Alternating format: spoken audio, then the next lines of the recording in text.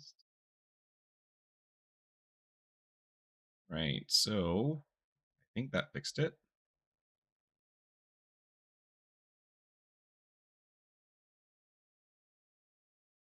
All right, cool. Now I just need to share this.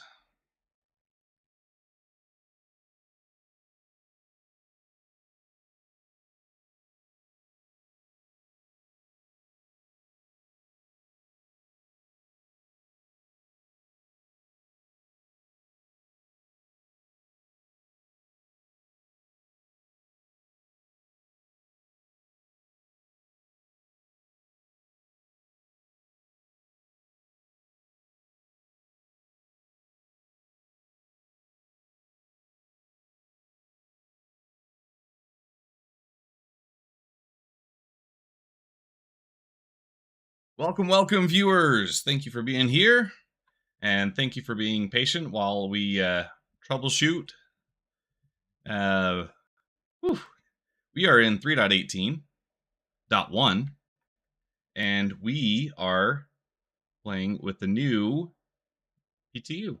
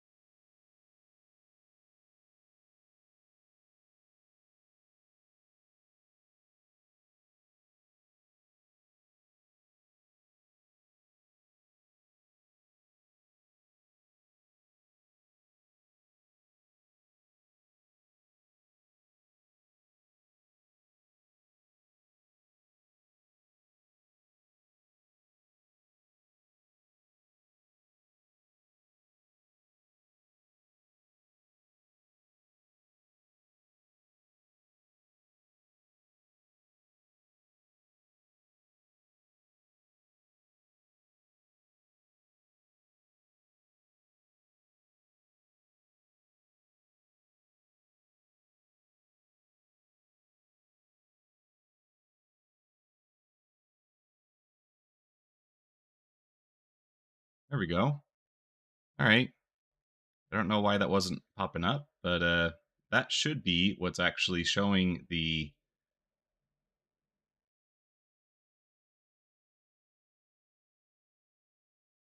Yeah, okay. All right. So audio is still working, I think. It's always so hard to tell because OBS will sometimes show me something totally different, and it's not in actuality what is being heard by the viewers. So that part can be very frustrating sometimes. All right, but we're back.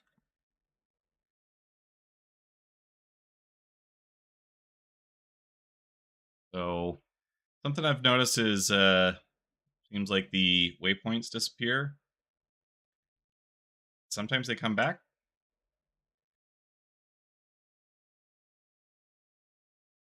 Not exactly sure what to make of that.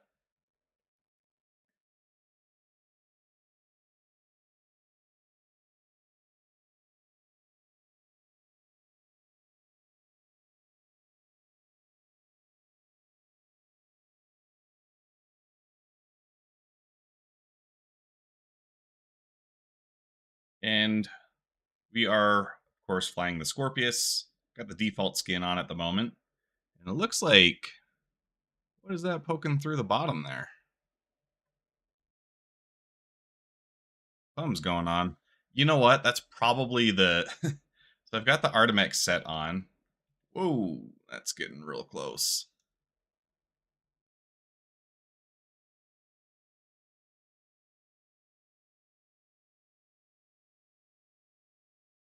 Whew. All right, good thing I stopped and took a look. Jeez. So I've got one of my Artemex sets on, and the Binky tube, as I call it, doesn't always work super well.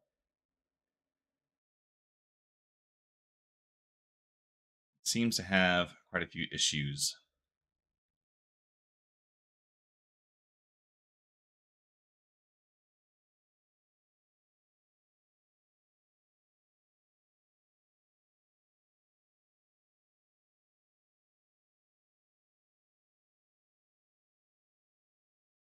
All right, so now that we're a little more safe, yeah, that's the texture I've been seeing. So I don't know why this happens, or if it's something he is aware of or not. Going through the issue council is like reading a dictionary sometimes, and just about as fun.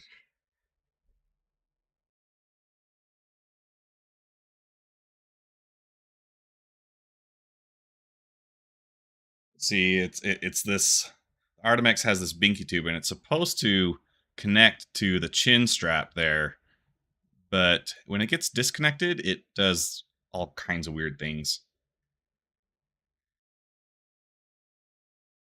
We got this beautiful Canuto set on.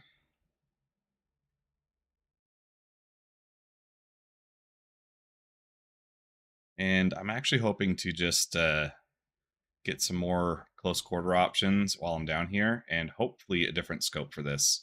Because while it looks cool and it's sleek and everything, it's also too much. I think it's like an 8x, and I like 4x and below. Since the opportunities to snipe in game are so rare, makes more sense to use closer stuff.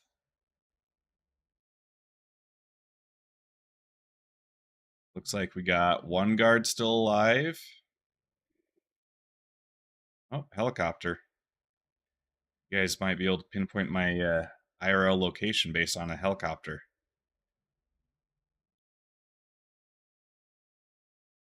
Love the AO3 though. It's a fun gun.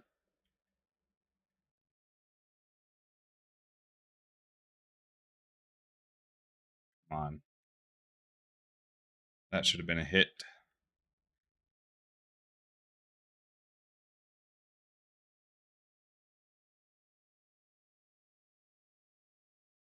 Come on. Peek.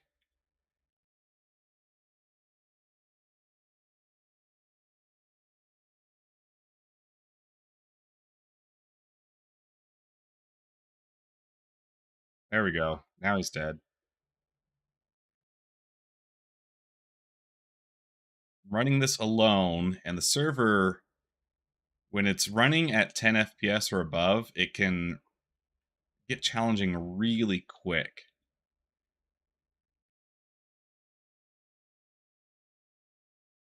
You want to be careful for sure.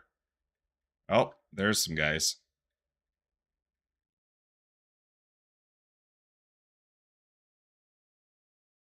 Too much for them.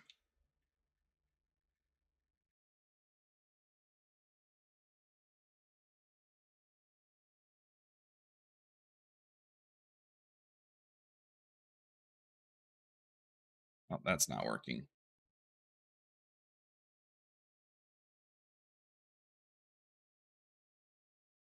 All right, tactics. We know that two of them are down there.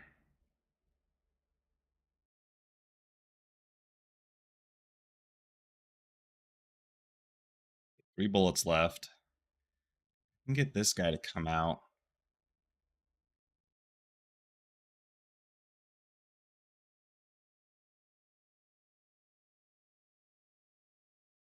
Oh, sweet. Goodbye. All right. So FS9, that's an easy grab. Definitely want that. And this guy will have some loot for me. One of those. Custodian's also nice, but the problem is the guys that carry the custodians, they never drop any ammo for it.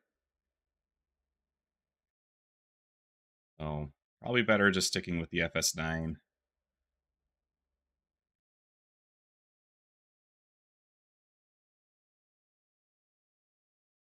Also like the C54, but it's got to kind of prioritize your weapons a little bit. Oh geez, these guys are not wearing triangles over their head. I could have shot them.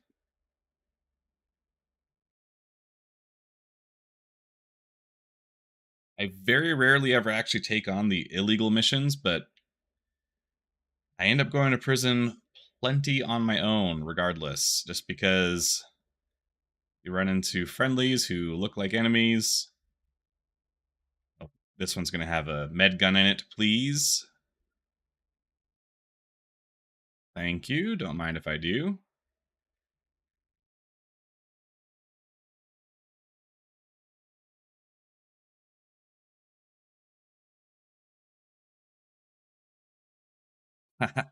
This is perfect. Might as well take one knife.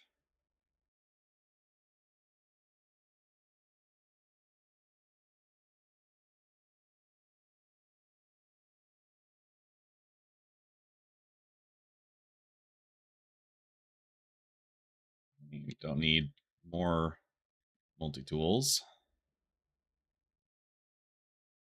But honestly, you couldn't ask for like a better loot pool for your first mission. So this is kind of like a fresh from wipe state, except for obviously the stuff that I've got as paid items. But getting the multi-tool on your first run, pretty nice. I wish I had that kind of luck in the PU.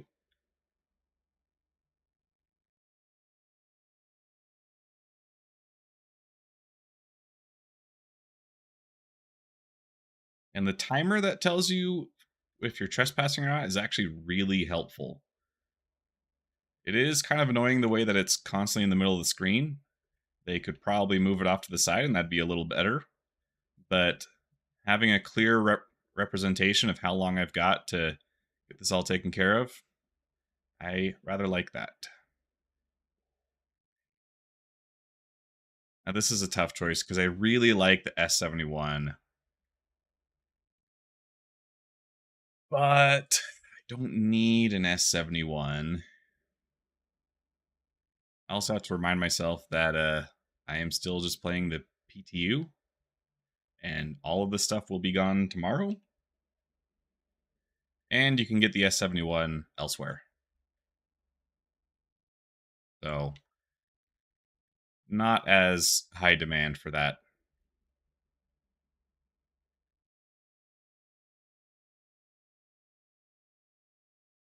But that was, ooh, there's one more box. One more box.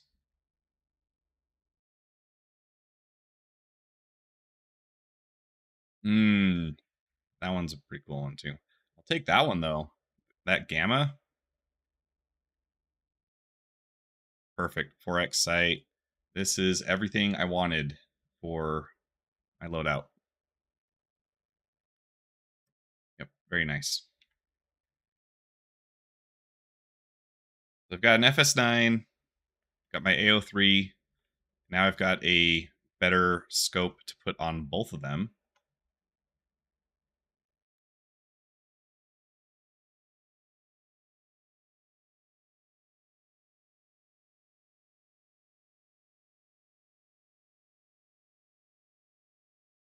Now that we've done the assessment mission, we can go back to Fort Ollie, get some more AO3 ammo, stock up on that, and then we can start doing the Crusader missions.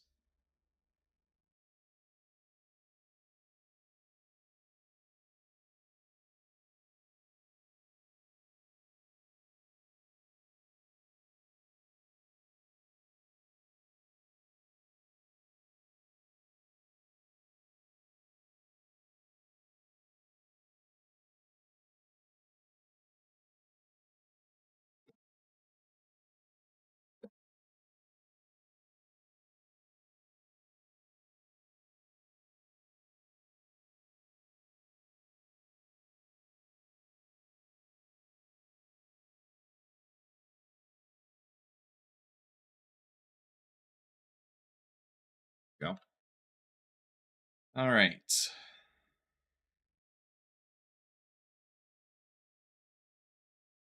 Will flip me around the planet, right?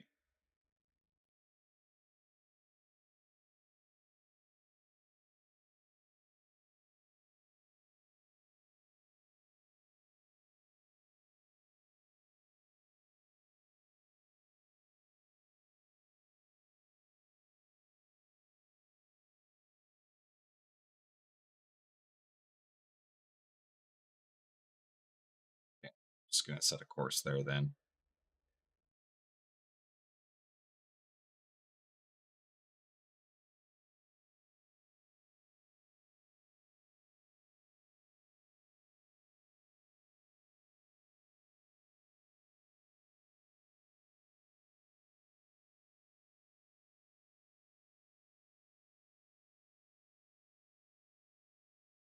Why do I not have any markers?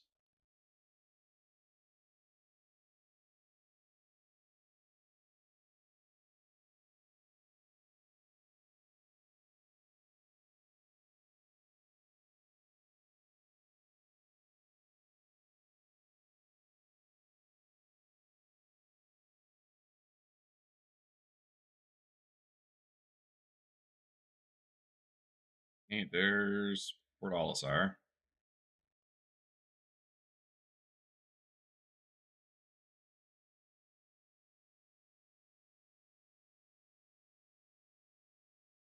This is a okay. This will help. Orbital marker.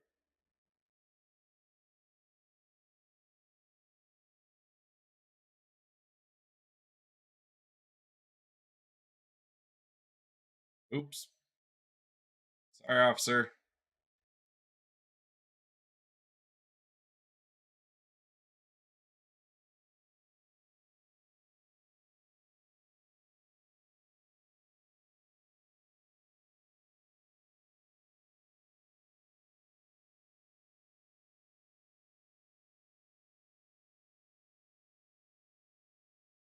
Hey, we're done talking to you.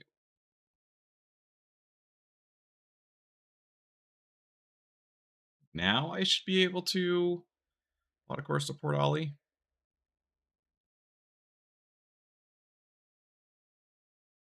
There we go. Yes. Thank you. I cannot wait until we get a new star map. It's so nice not have to use that again.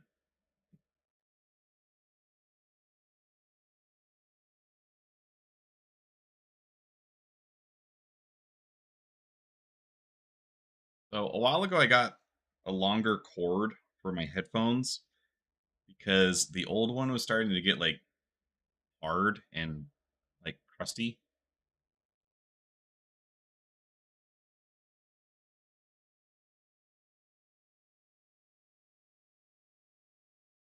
All right, I'll hold still for this one.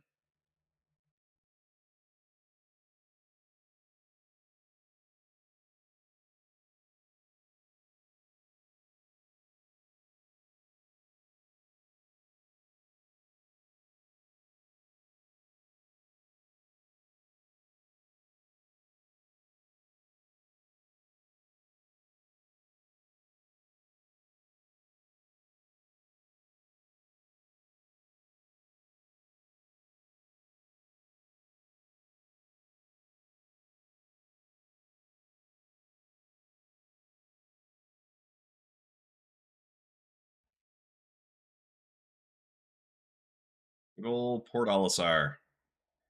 I hope that when they do eventually retire this, that they make an event out of it, like something grandiose, like the Xeno threat, where we all have to defend Port Olisar from Ninetales or Xeno threat, and ultimately we lose. Right? That would be cool.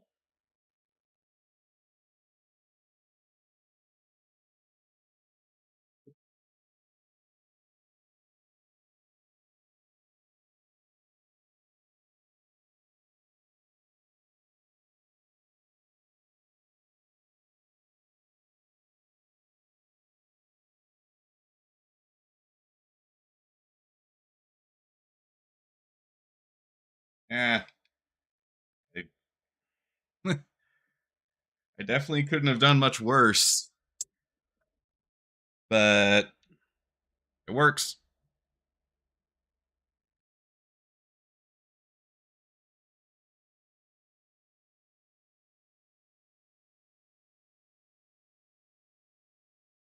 Just want to get out.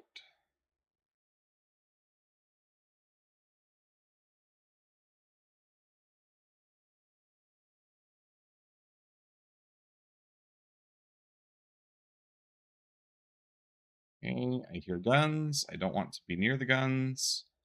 Get me out of my seat.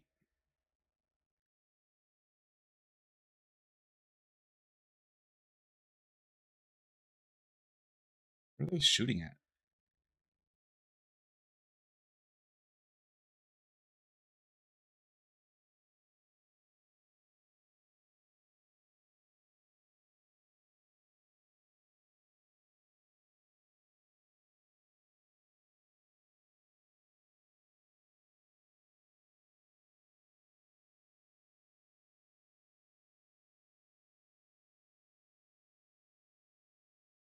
All right.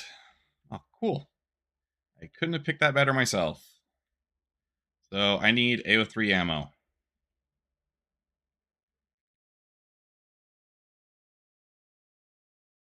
So weird that ammo is sold under attachments. They probably ought to just split that off. Here we go. AO3 rifle ammo. Bunch.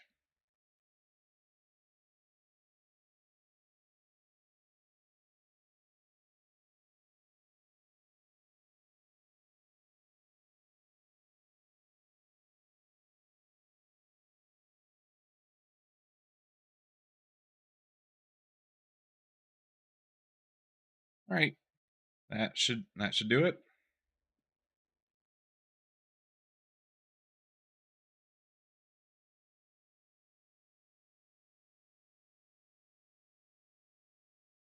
And things are so snappy right now.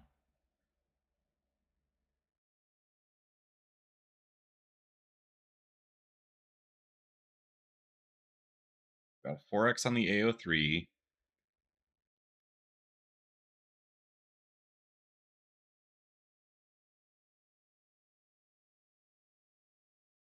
We'll do an even split. These mags.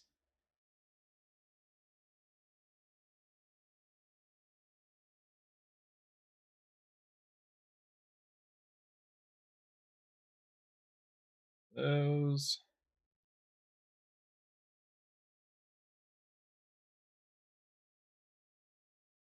Oh, I didn't know that I had the sidearm already. Is that? When does that happen?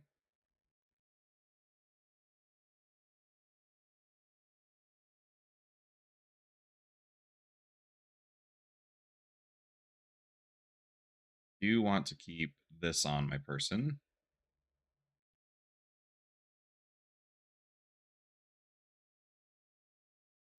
I'll keep those with me. Ditch that one. These ones. Those. That. Validate. Okay, we're set. We should have access to some newer missions now.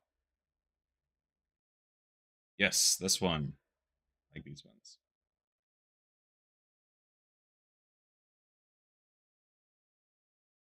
We're on 3.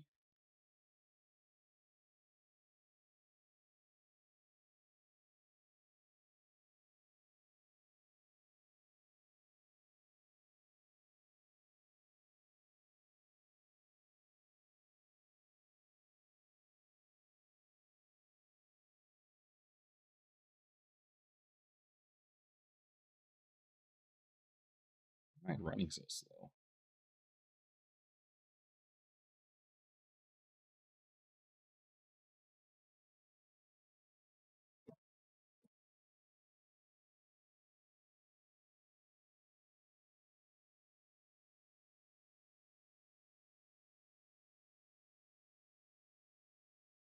Now we jump to Crusader first, and then we jump to Orison.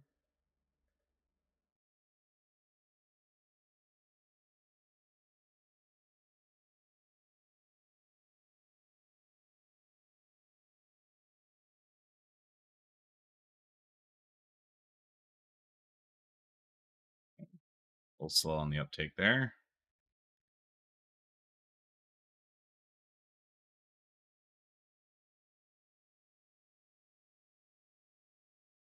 This looks like it'll put us like kind of closer to Salonki C.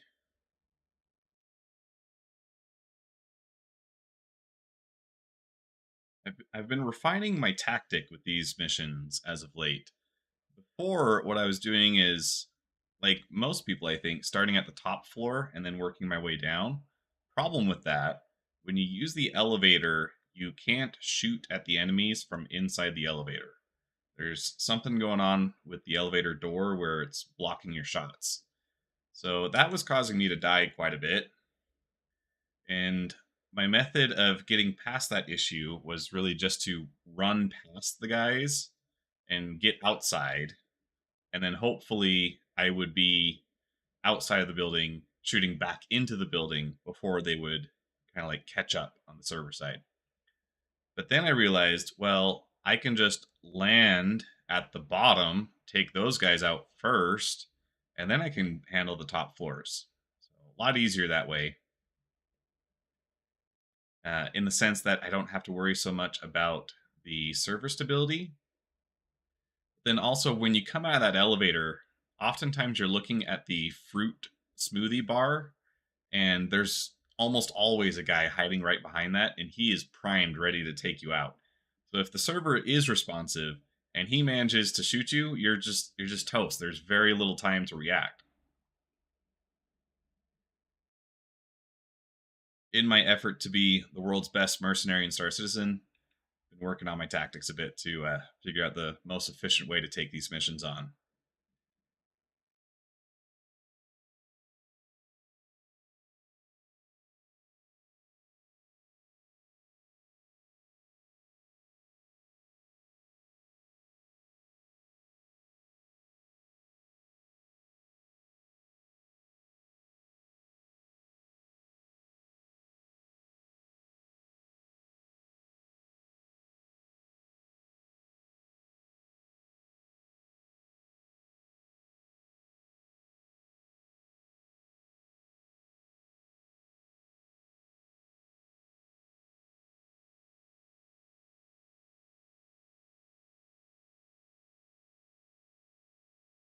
My least favorite part about Orson still has to be the very slow travel times.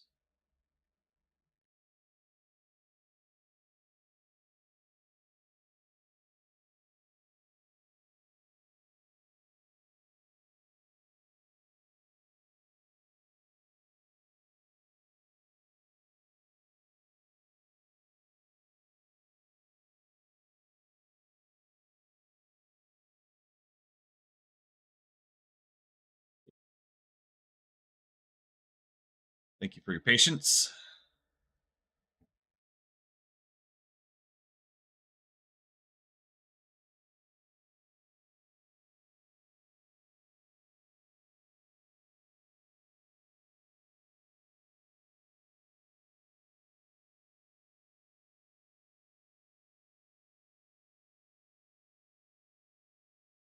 I really love flying the Scorpius. It is so much fun. Most of the time, I end up going in pretty much a straight line, but every once in a while, I get a little froggy and I go to Daymar and I just duck and weave in those canyons. And the Scorpius is perfect for that. It is such a beauty to fly. And my flight skills improved dramatically. I did a flight session with Schlag, learned a few tricks like what the vector indicator on the screen is actually telling me. Man, it's amazing how much better you can fly when you understand all the information in front of you. It's miraculous.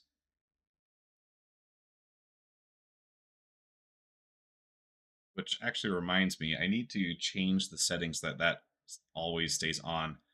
By default, it disappears when it's close to your cursor, but you can see there's, I mean, as it's going down, right, you can see that there is still a pretty wide circle, relatively speaking, of where your vector is pointing, as far as locations that you could end up going.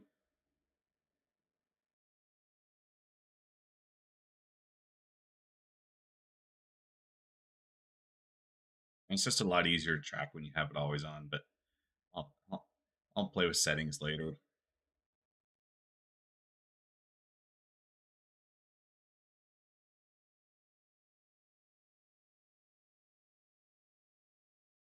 Gone a bit lower than I need to.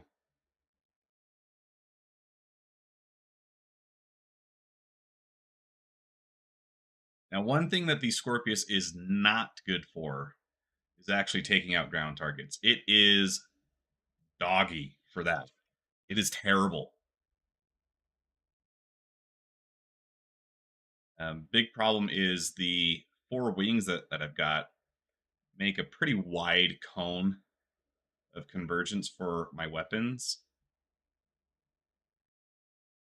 Oh, geez, that's why I was still going down. I was in coupled mode. That explains a lot.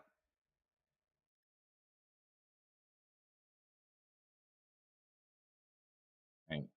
Like I said, usually I would go to the top and then work my way down. But I think it's actually better to start down here, if at all possible. The tricky part with starting down here is finding a decent landing spot. Usually means you have to go a little ways away. And, oh,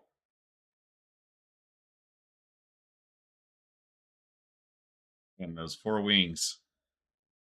They are both the best part and the worst part of the Scorpius.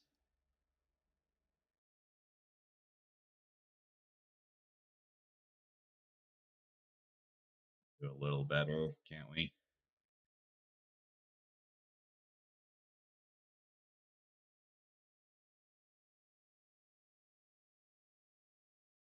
That looks pretty decent.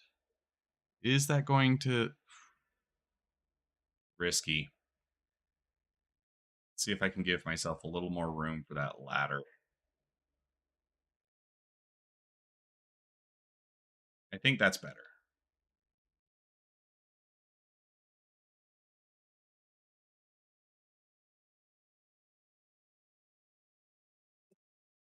So this has been an annoying thing so far. In order to get out of the seat, kill power, ready. Now I can get out. Probably. Yeah. See? I've been having to do that every time so far.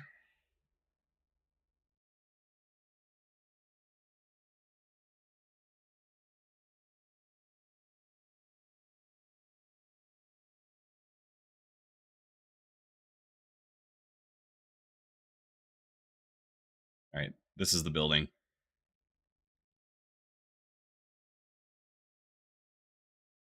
I'm clipping a little bit. I'm glad it actually let me do that.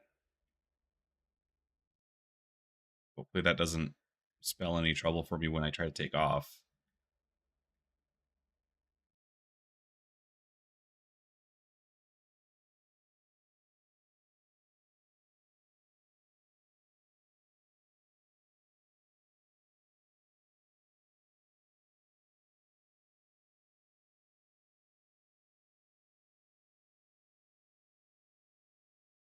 Come on. I know there's got to be guys down here.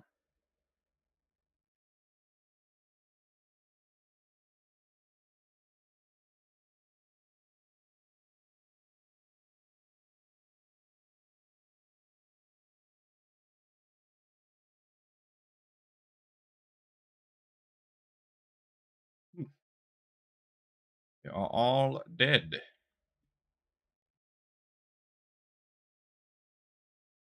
Probably means that this is looted.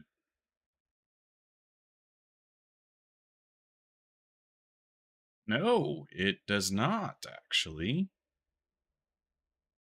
Is there anything that, well, I can take that.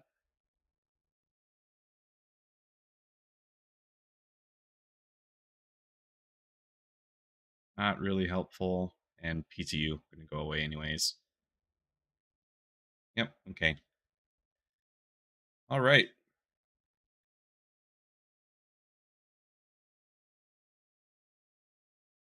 In a rare stroke of luck, it looks like everybody's upstairs this time. Check the upper floor. It's this guy.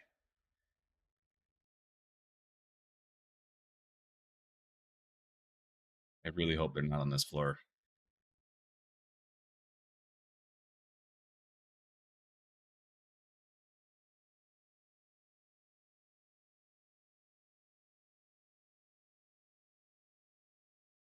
Okay. This one actually wouldn't have been the worst one to run into them at, but there some of these buildings it's just this little area here, and taking on 7 guys in that small of a space, not very fun.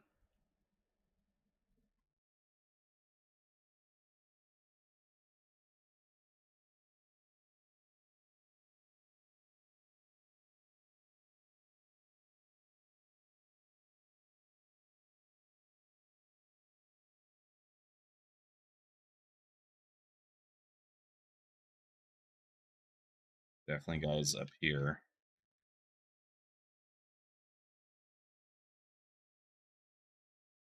With this light.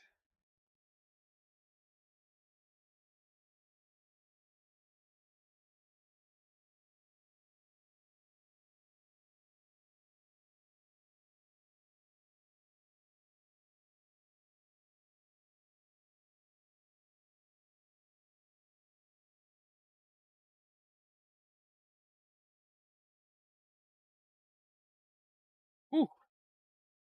All right, that's those guys taken care of. He's dead, right?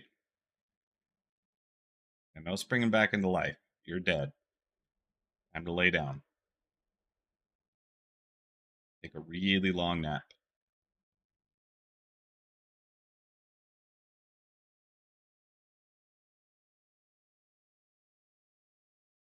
Okay, and pro tip, windows. They are transparent, but they can't be shot through yet.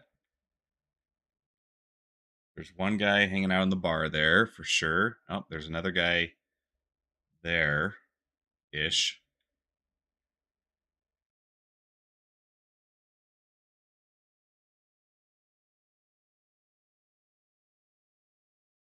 Come on.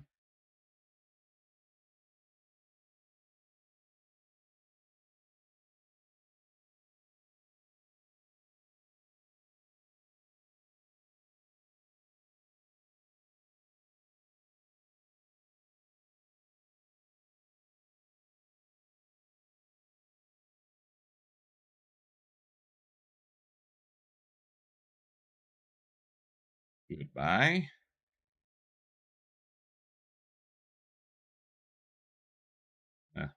Slink over here and super sneaky. I want to just come up behind these guys. There's oftentimes a guy just kind of chilling over here. Down there, but just in this area.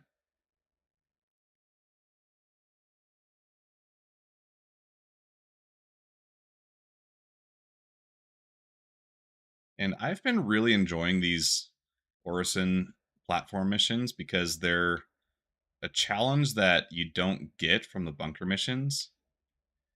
Like the bunker missions, I had kind of down to a science where you just repeat the same series of moves over and over, and generally you'd have pretty good success.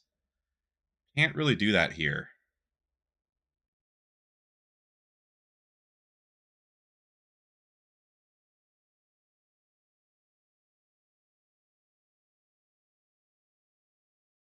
There is one more armored dude here. Where did he go?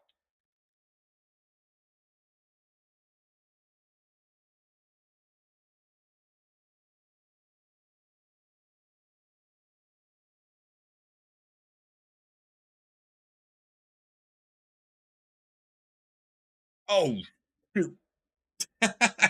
Speaking of challenge, jeez. Ah, all right. I have learned from experience that it's faster to do this than it is to wait for a rescue. There's the guy. Look, he's right there. Yeah, when server FPS is reasonably high, you're just gonna get whipped from nowhere. It might have been that guy in the beanie, not a beanie, but like ski mask thing. Might have been him.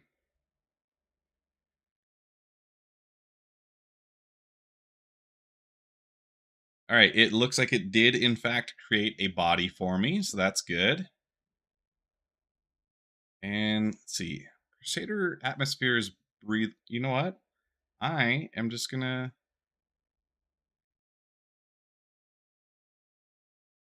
We're just gonna do this. Just gonna head straight there. I don't need no equipment.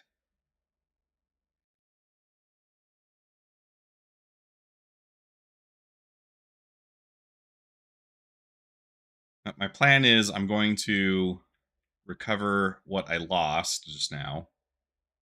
And if I'm successful, that means that I won't be without equipment for long. And also PTU, so YOLO, you only live once. Nothing matters here. Take all the risks you want. It's all going to be gone tomorrow.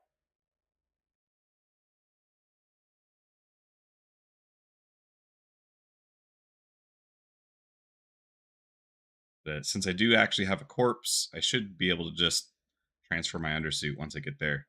And I'll take a different ship. We'll take the good old Gladius since I have that on loan for the PTU. That's a really fun ship to fly, and I don't get to use it all that often. It is a reward for people that get 10 referrals, so shameless plug. If you want to help me get a Gladius, you can just use my referral code and make an account. I think we're at 3 so far. Oh, so I was telling you guys about this cord. Like, it's super long, but it's like also super slick, so it like rolls off my knees and then it's like around my ankles. And problem with it being so long is like I actually trip on it, so I have to like constantly grab it and like adjust. Yeah, I think we're at 4 referrals right now, so I got 6 more. I'd get a Gladius, but you know, it is what it is. I'm happy to play the game either way. I'm actually really just happy that people are enjoying my content. I've made videos for a really long time at this point, and recently there's been a really big uptick in the video performance, and that is very rewarding to me.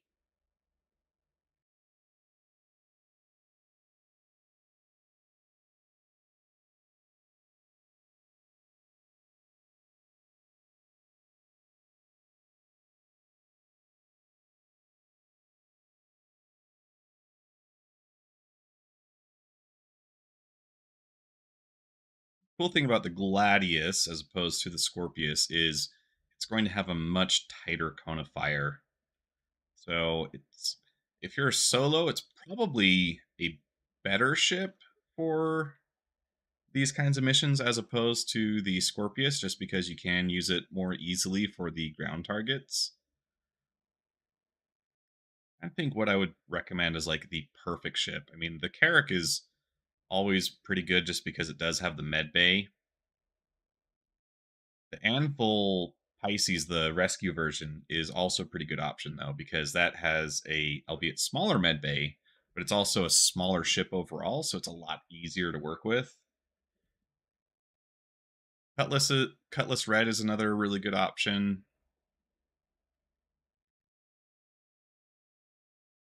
The Cutlass series in general is pretty solid smattering of ships, so like you can never really go wrong with those.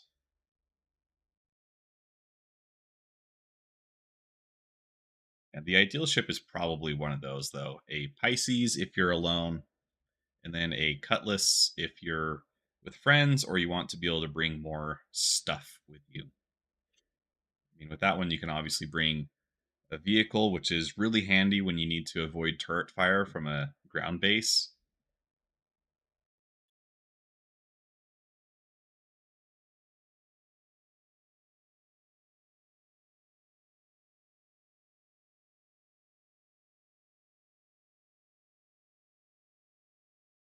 Right.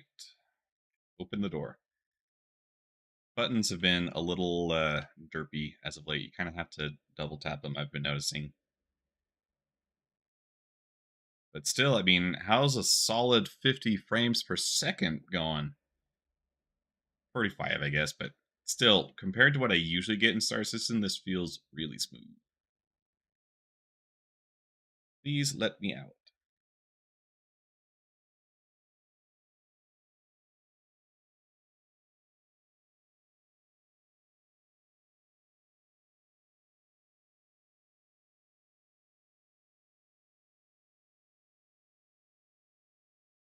That a 300i? That was. It's always so cool that to like take a step back and just like see all these things happening around you in Star Citizen.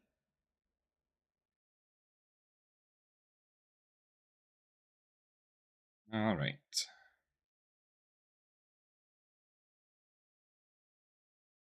Liver me a gladius.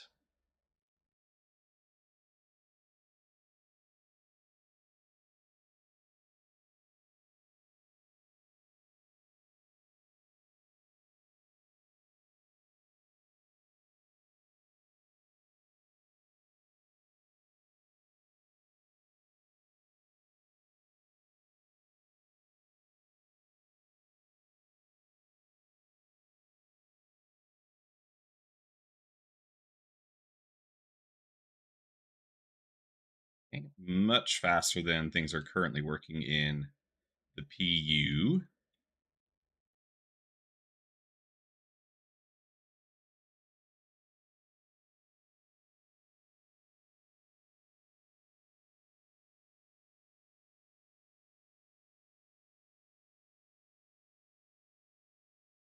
And the Gladius is the most up to date ship because it is featured so heavily in Star Citizen, in Squadron 42, I mean. And so it has all kinds of really cool animations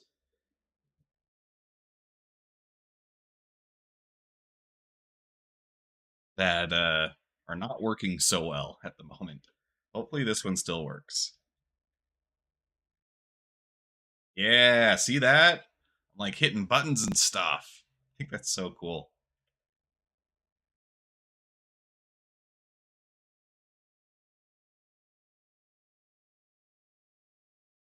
Gear go up.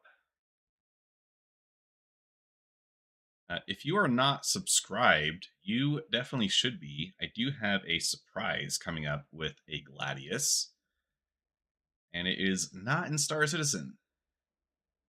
So be sure and make sure that you're here for when that happens. It's going to be really cool.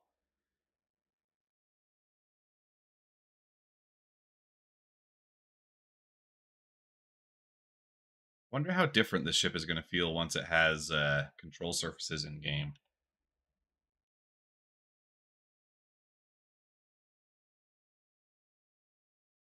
Another cool thing about the Gladius is it has the dynamic thrusters. I think the ones on the Scorpius are all static. So they're, in theory, stronger, but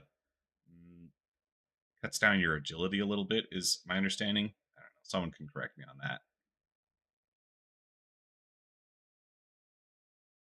It's just got really pretty effects. I mean, look at that. Flickering light on the tail fins.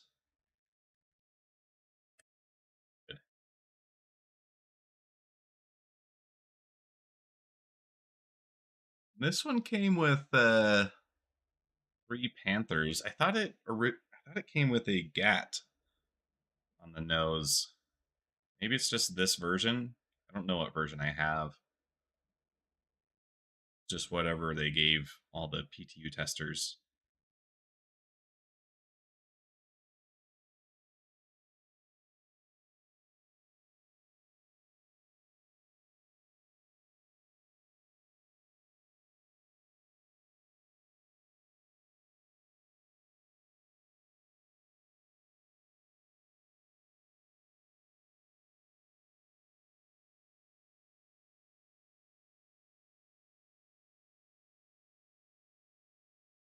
Seen this before, right? Kind of feels like we were here just a few minutes ago.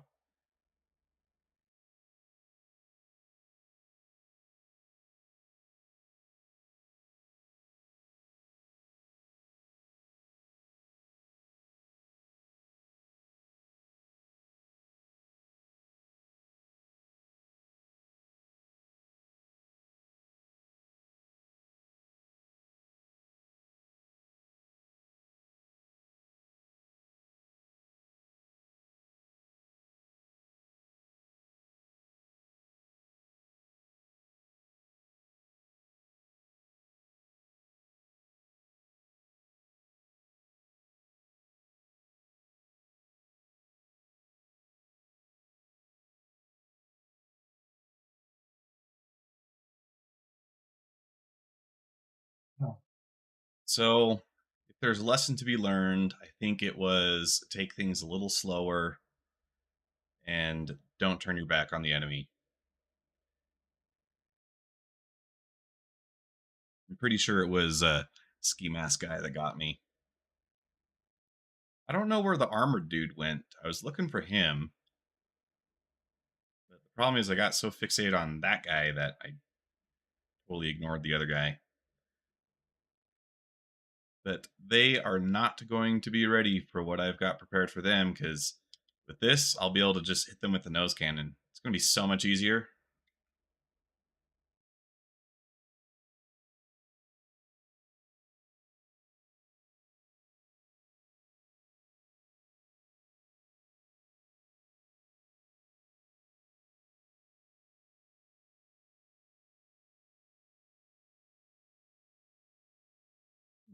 Weird, the engine sound cut out. Shouldn't have cut out when I changed my power settings.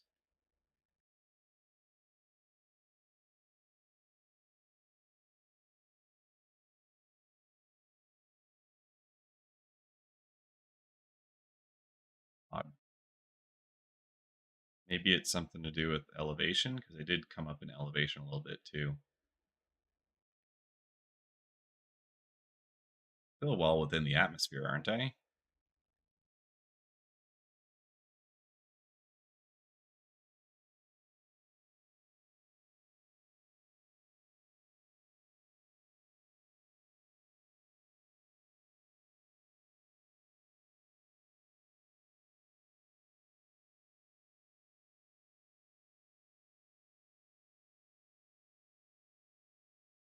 Oh, there's my ship.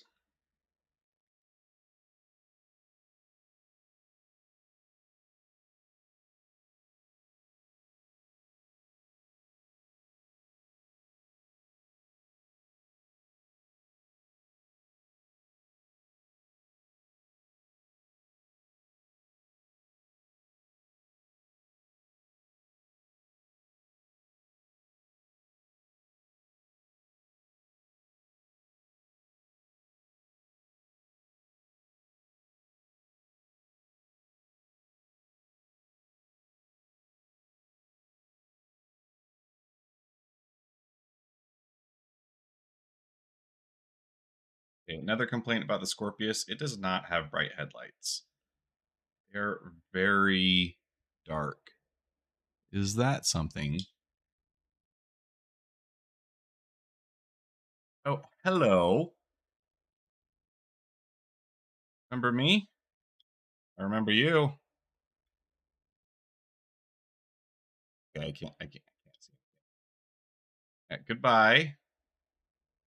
Where's your friend? See you.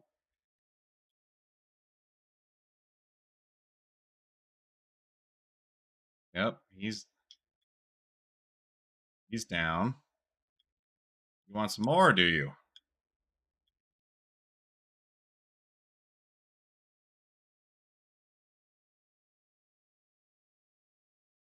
Okay, he's dead, right?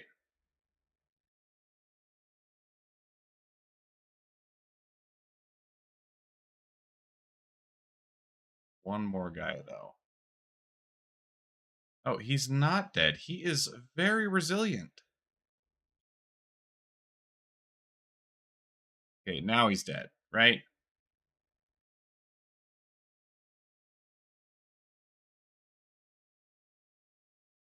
Yeah, he's dead.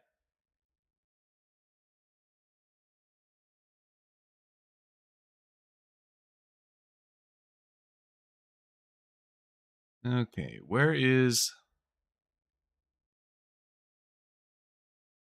There he is. Move.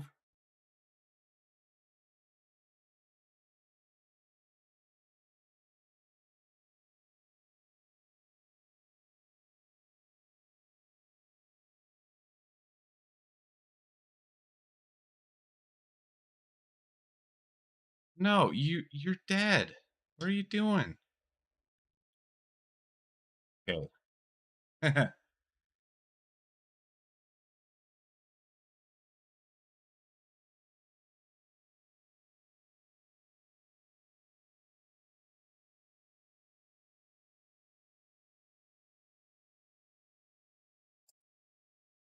Let's go get my stuff back now.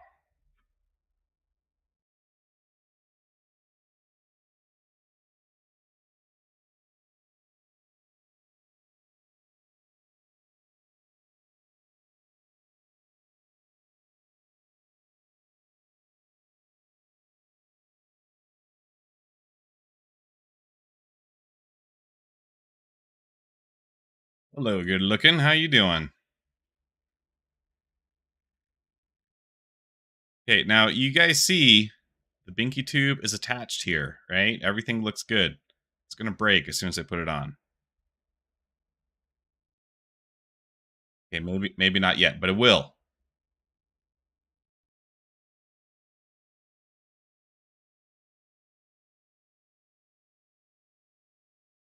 Okay. Any good loot here? I mean, it is the PU, like I said, so it doesn't really matter, but always good to keep up habits, right? Hey, AM, what's up? How you doing? Thanks for joining the stream.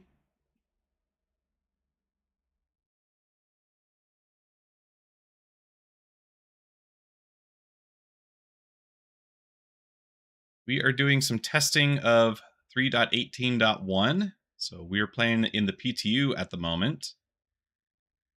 And honestly, this is the best experience I've had in Star Citizen in a while. Like, performance is pretty good. Things are fairly responsive. I'm hoping this will eventually carry over into the PU. Because if I could get this in the PU, I could see myself getting a lot more playtime. Oh, it's a lot smoother. I'm getting a pretty constant 45 frames per second, and I don't know how well that translates over YouTube, but the frame times are very consistent. I mean, you play PC games. I'm sure you know what that's like. When your frame times are not consistent, you get some weird stutters, and that's what I'm used to in Star Citizen. But I mean, you can look. I've got the timer on up at the top here. It is like dead set on 21 milliseconds. So very rarely am I having any frame jumps. Even though it is only 45 FPS, it feels so much smoother. And if you join the PTU right now, you get a Gladius, which is pretty fun. See if there's another mission I can jump into.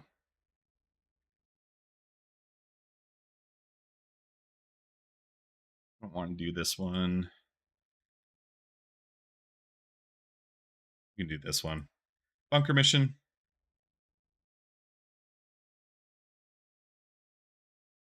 Up a little bit. Use the magic transforming chair. Courtesy of a sponsorship with Monster Tech. Not totally courtesy. I did pay for it. But they are sponsoring a giveaway on my channel.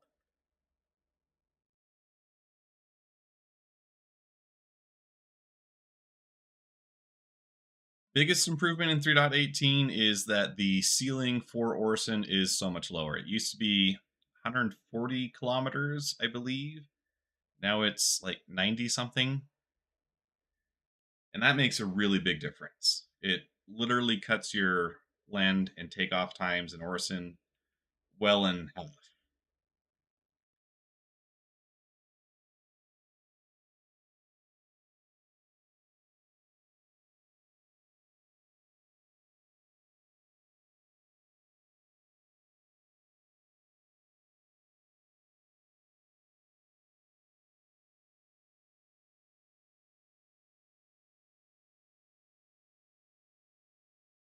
It's just 90K now. Yep.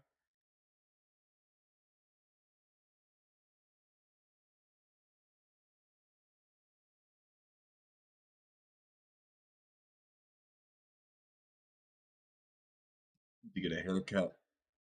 Hair's starting to come down in front of my forehead. It bugs me.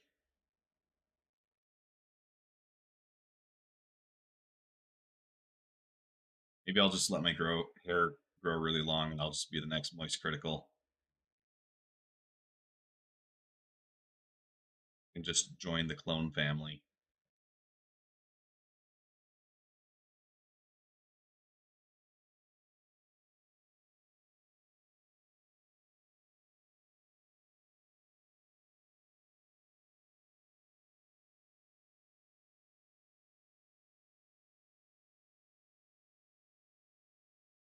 Um, Recently, I also upgraded my internet plan, so you guys should be having a much better experience as viewers. I look at OBS and it never shows me a yellow or a red square anymore. It's always green to tell me that things are being consistent. So not only is 3.18 smoother, but so is my stream.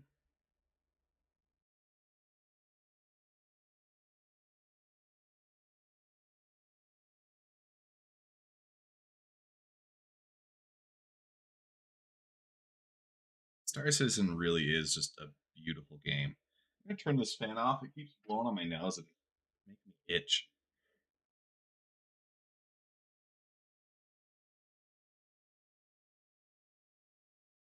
Look at those jet trails. So much detail is packed into this game.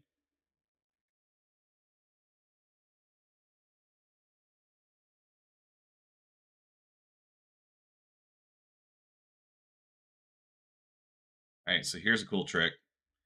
Um, there's something called vector hold mode where you go into decoupled and decoupled with your landing gear down, and then it really just kind of like keeps you going in the direction that you tell it. So pretty slow to make an approach from a kilometer away. Cool thing is like you can get real close. This is how you pull off really cool smooth landings. Now with just a combination of space brake, camera movements,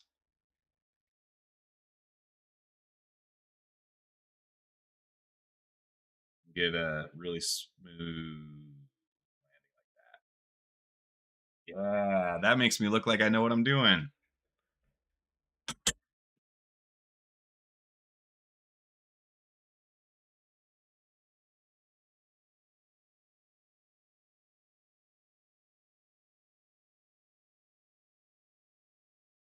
Okay, shut off ship. Ready ship. So cool seeing that animation. And now I should be able to get out.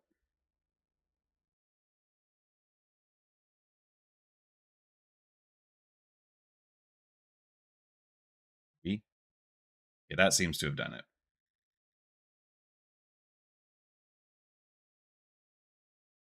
All right, so we got 10 guys here.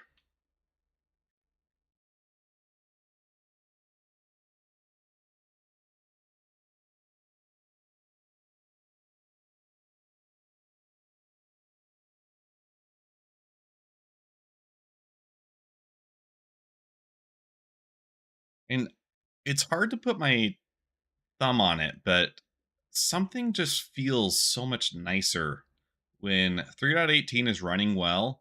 Like I'm watching, okay, the animation of me moving this gun around, the way the light bounces off of it. I don't know how well this is showing up on YouTube, but on my screen it looks better in a big way. It feels much more realistic, and it's hard for me to put into words what I think is causing that. But the lighting is better. Maybe there's been some texture improvement too, and definitely the smoothness makes a big influence.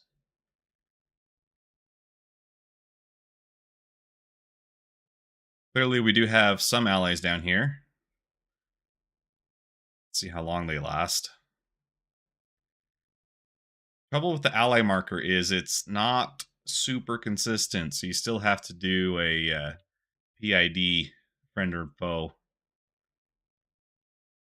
Make sure you're not shooting the guards that are helping you.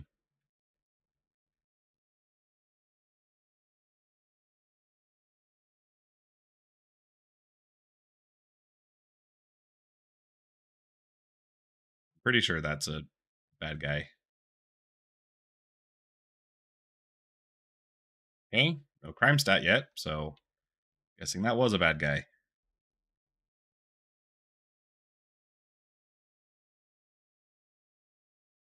Okay, there,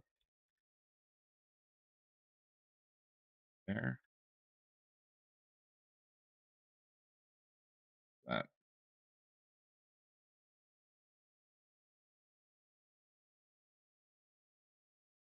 Over here, he's dead.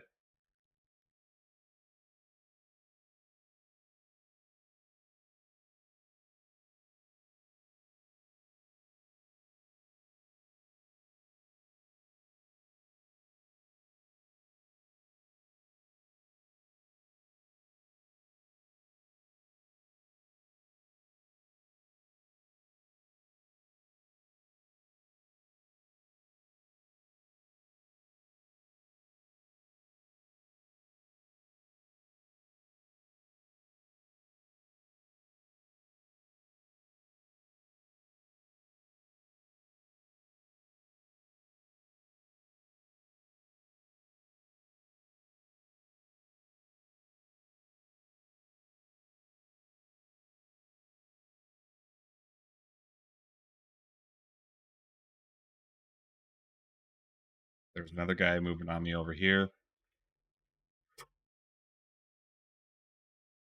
Man, this game's actually tough when they move.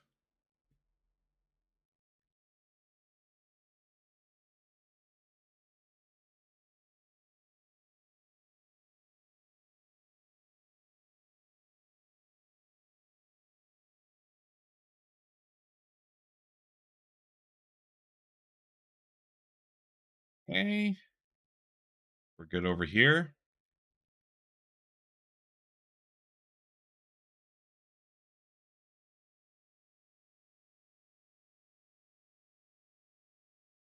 Come on, die.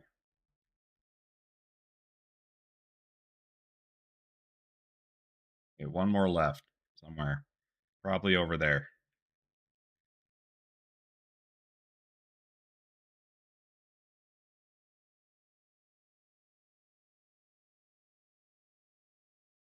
Yep, there he is.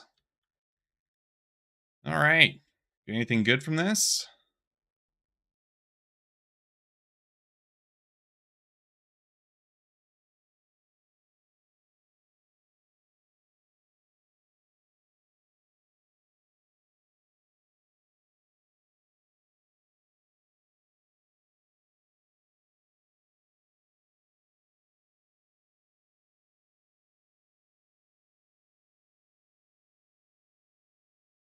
I don't remember seeing any boxes over there, so I'm going to skip that room.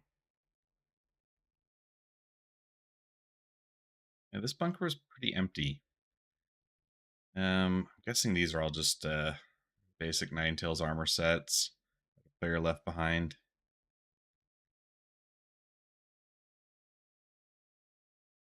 Pretty light on the boxes, this one.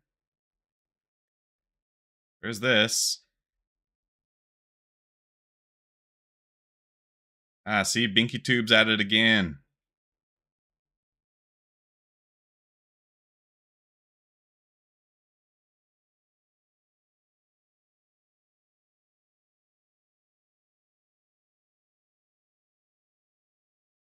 My phone's going off like crazy. What's going on?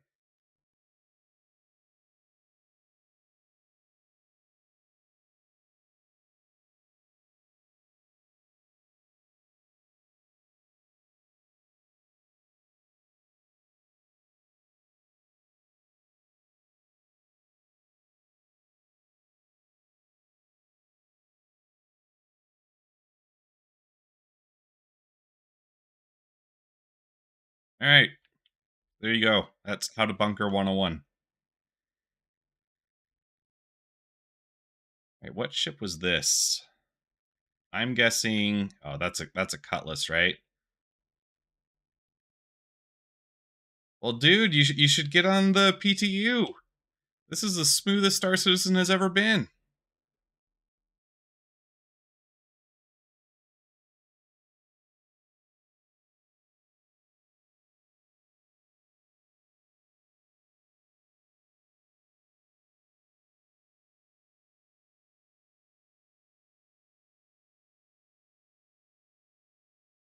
Now, what mission can we do?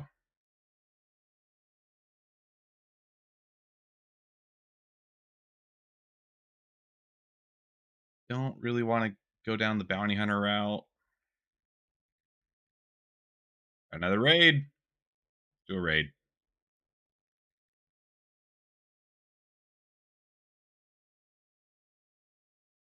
This time, I'm going to use the Gladius nose cannon to take out as many people as I can on the top floor, and then I'll land at the bottom floor. And then the only people I'll have to really worry about is the people inside the top floor. That'll be the perfect. This is going to go good. It didn't have to take another update to get it right. Okay. So, my understanding, and maybe this is very optimistic thinking, it probably is because it is related to Star Citizen, and it seems like more and more that's what we rely on. But in theory, it's going to work better with the fixes that they've put into the PU or the PTU. And the theory goes that their database got hit really hard, and so they're working on things to prevent that from happening. Part of that is changing how player entitlement works, which this is all like programming stuff, and I'm a mechanical engineer. The programming stuff doesn't mean a whole lot to me. It quickly goes over my head. But the fixes that they've put into the PTU is supposed to make all of that better and prevent the database from getting hammered. If we can prevent the database from getting hammered, then hopefully the PU will be as smooth as what you're seeing.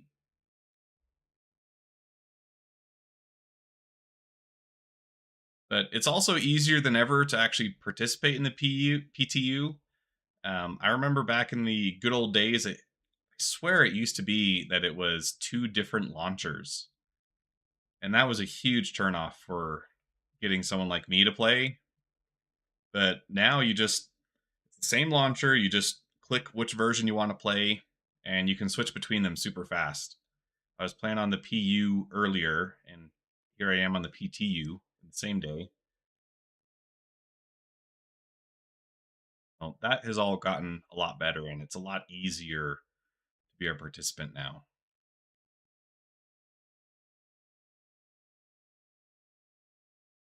Watch them say, "Oh, we didn't expect a lot of players to return for an update," when it overwhelmed again.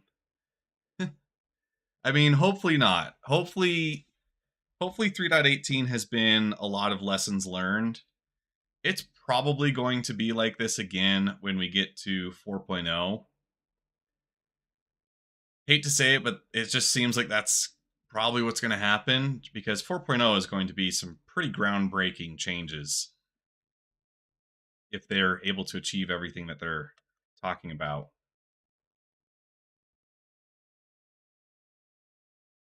So it'll probably be really rough with 4.0, but I think 3.19 will be a lot easier of a rollout. Once they get all these wrinkles for 3.18 rolled out, flattened out, or however you want to say it, it should be, fingers crossed, it should be a lot nicer.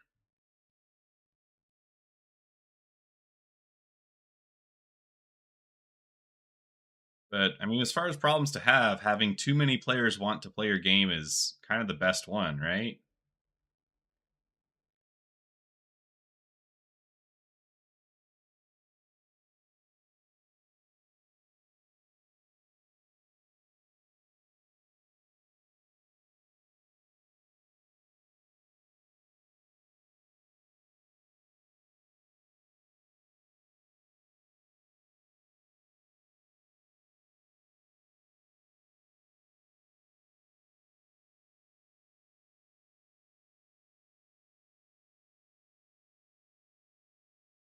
I feel like they're getting bigger too quickly and not able to catch up with the demand.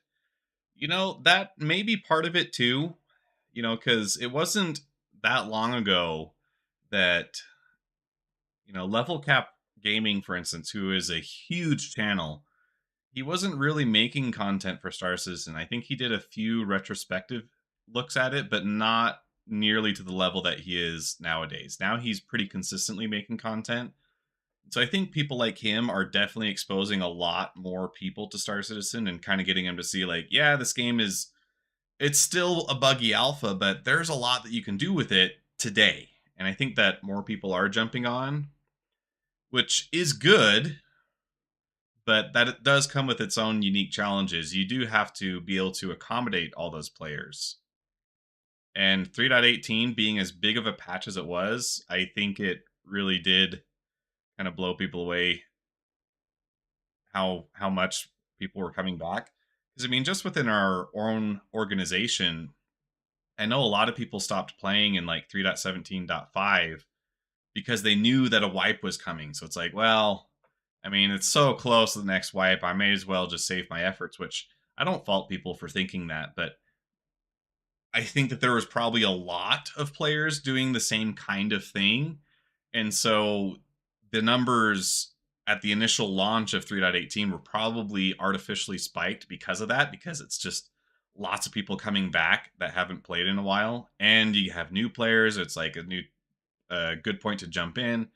So it's just kind of like the perfect storm, I guess.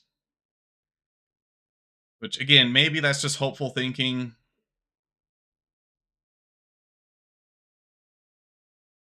And it's telling me shield's critical, but according to my MFD, my shields are just fine. So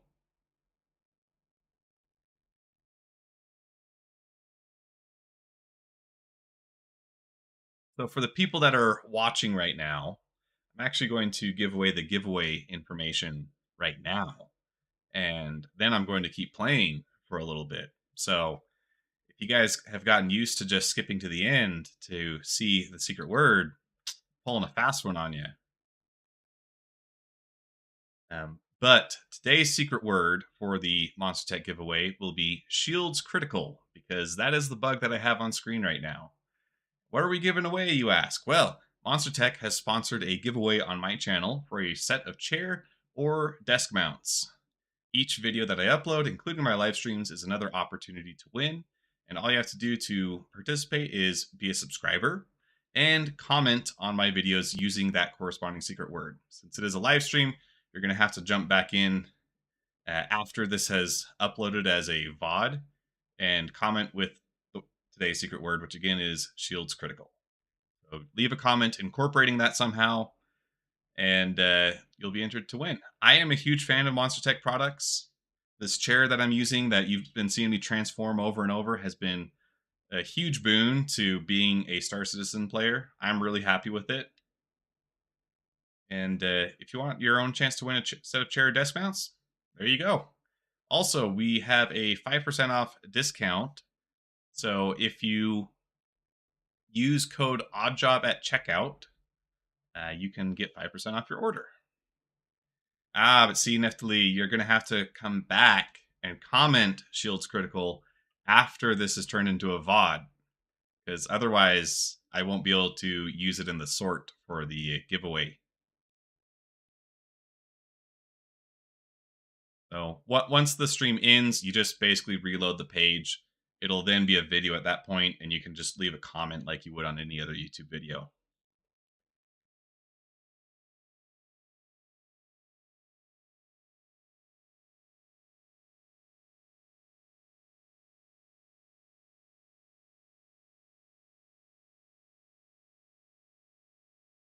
And I think A&M, who it was worth trying. Try harder, or do or do not. That is no trouble. Something like that. I need to work on my Yoda impression. It's been a while since I've actually tried to channel him.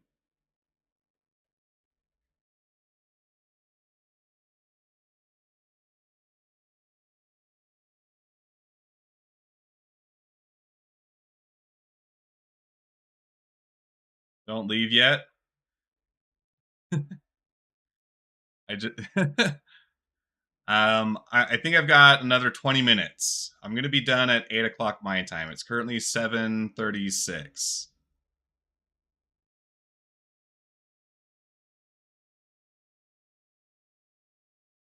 You did catch that we just did the giveaway information, right? A&M. I want to pay special attention to make sure you know that we just did that, because I know that you are one of the more dedicated to doing those comments.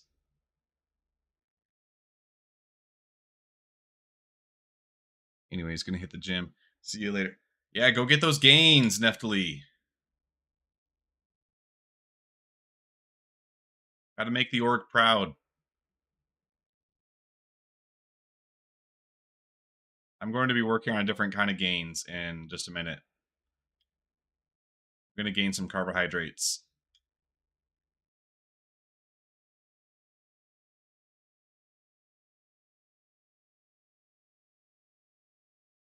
I actually am working on eating quite a bit healthier as of late.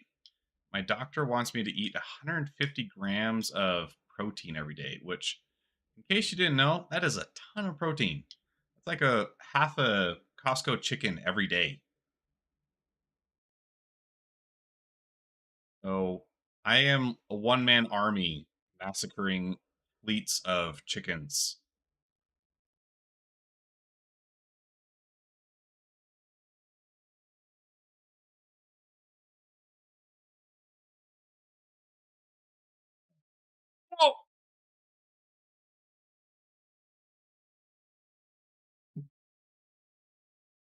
Oh, okay. I I forgot that I swapped the headlight and cruise control button for my previous set of key bindings, so that wasn't cool.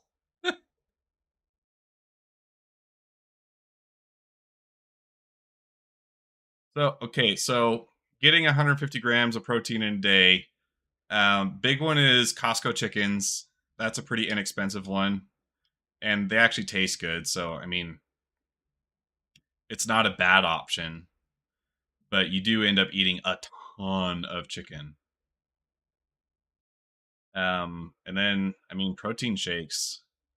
That's, I mean, it's basic, but it does work.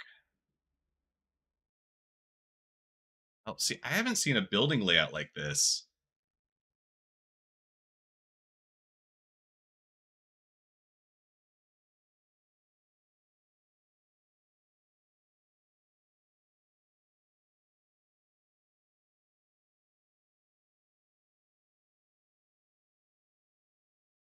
Dedicated to channel, bro.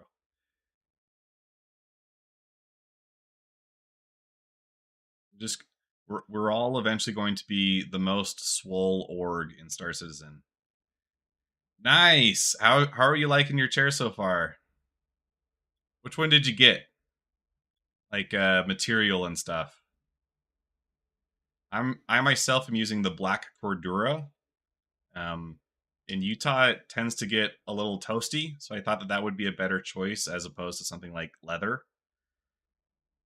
And I'm pretty happy with that decision so far.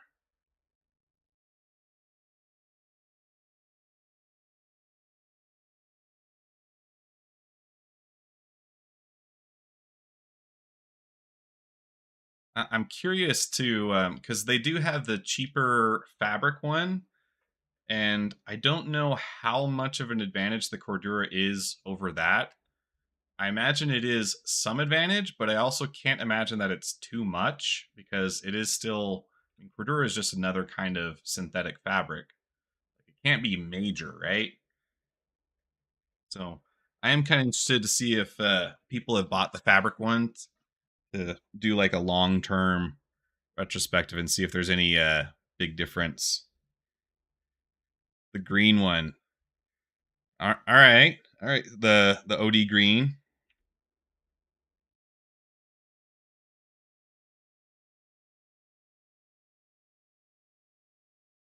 Yeah, the Cordura. That same thing I got. I just got the black one.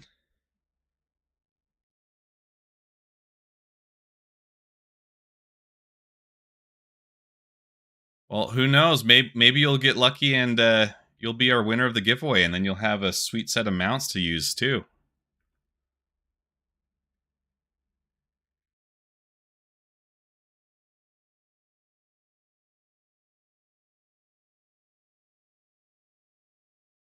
Night.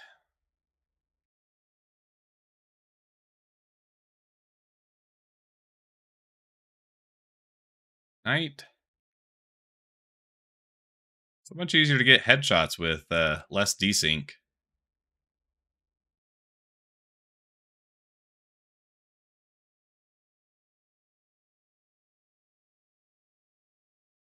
Hey Schlag, how you doing?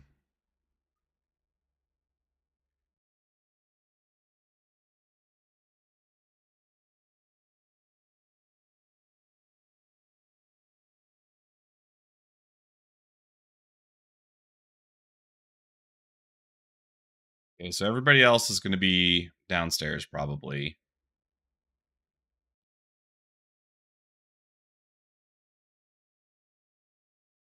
I'm going to have to go back and clip that section where I ran my ship into the wall.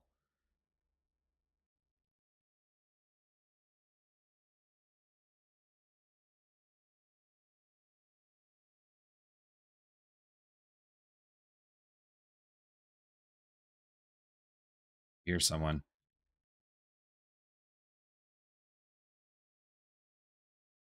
Oh, shoot. Oh. So you're on my server, you say?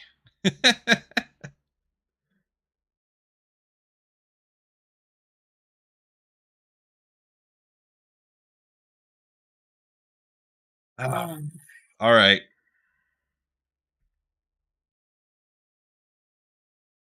Backspace is a pathway to many abilities, some considered to be unnatural. And in this case, it's a lot faster than waiting for someone to come do a rescue.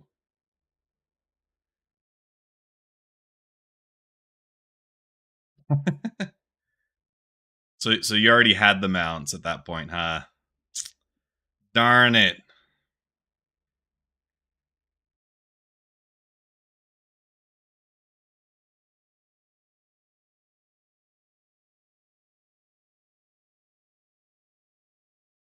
All right, what ship shall I take out now?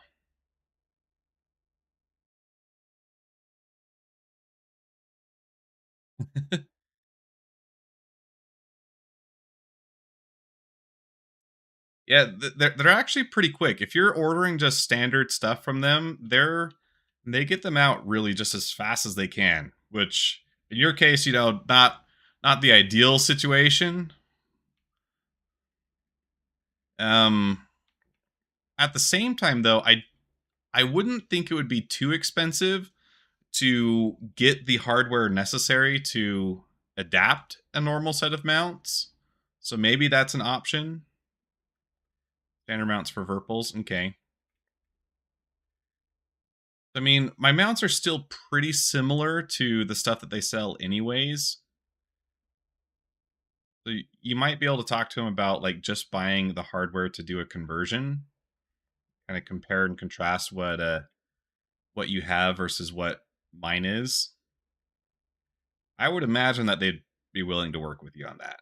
They were really nice to work with when I did my original custom order. So that could be an option, but either way, their stuff is rock solid.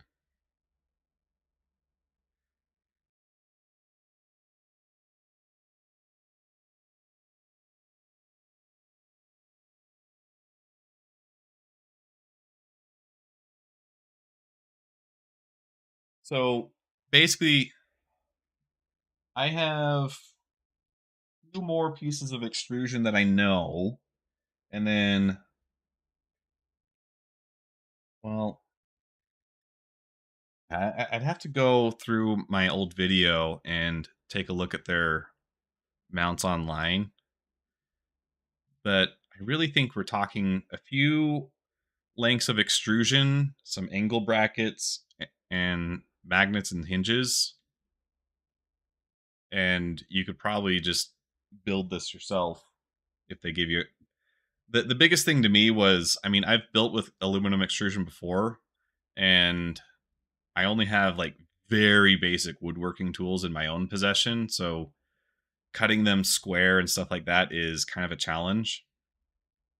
And when you're building stuff for yourself, it's also not very economical because you're not buying in a big enough scale to get a good price on the aluminum extrusion, so that part gets kind of frustrating. I think for the extrusions that I originally purchased, I paid like $100 for 10 lengths a meter long of the 2020 extrusion, and the 4040, which they use, is a lot more robust, but it's also quite a bit more expensive. And to buy that much for as little as I needed, kind of a tough sell. But the custom ordering pricing was pretty fair, I feel like, so I don't really have any qualms about recommending that to other people because I feel like I got what I wanted and I didn't have to pay out the nose for it.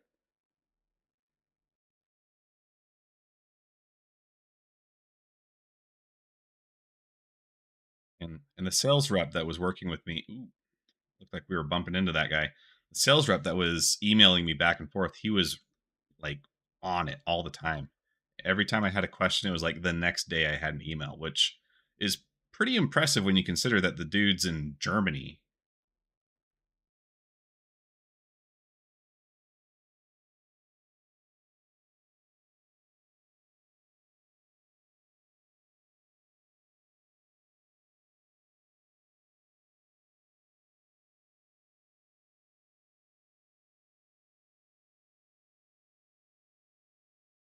The Schlag, have you gotten any of those platinum times on the racing tracks yet?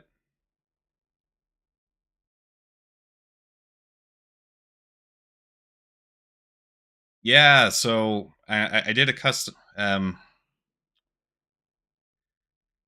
I've got no idea how to pronounce that. Kismo, kiss. Hmm. But yes, we are talking about the custom Monster Tech chair. That's what I'm sitting on. I don't know if you've been following my channel for a while, but Monster Tech made these mounts for me that snap back and forth like this.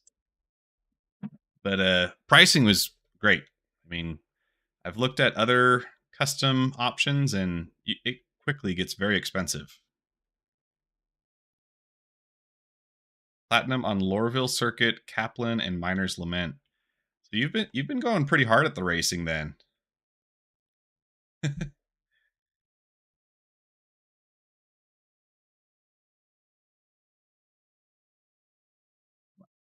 of reminds me of my very first email was one that my mom set up for me. Obviously, I'm not going to give out my full email, but part of it was an acronym that was for best boy in the world. Definitely a little bit of a mama's boy. But every time I would give my email out, it's like Just this weird combination of letters.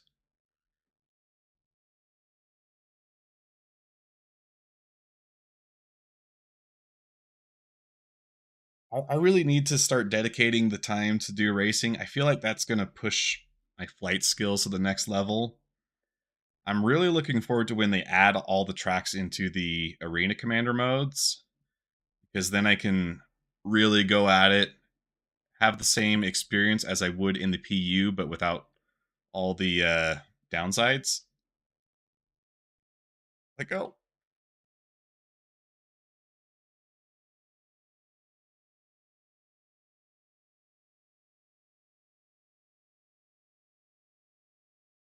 okay, Hangar 6.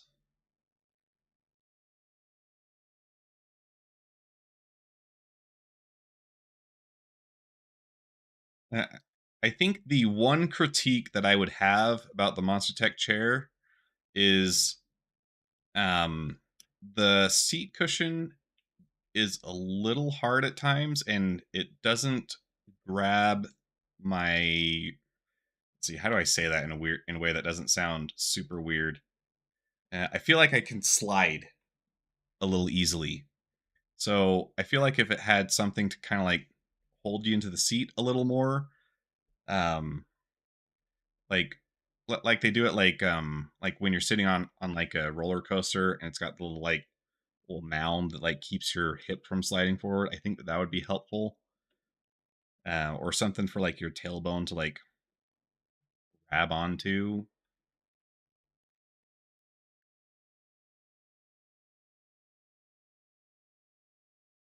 I also work at my desk too and love the idea of the magnetic snap. Magnets are cool. I'm an electrical engineer and thus nerd. Man, electrical engineers are nerds. That much is very true. I need some more electrical nerd friends though, because I've got some projects in mind that I would love to be able to do, but I don't have the brain for it. I am studying mechanical engineering, and as soon as we start talking about resistors and capacitors, we very quickly run into the limit of what I can understand, and then I'm done.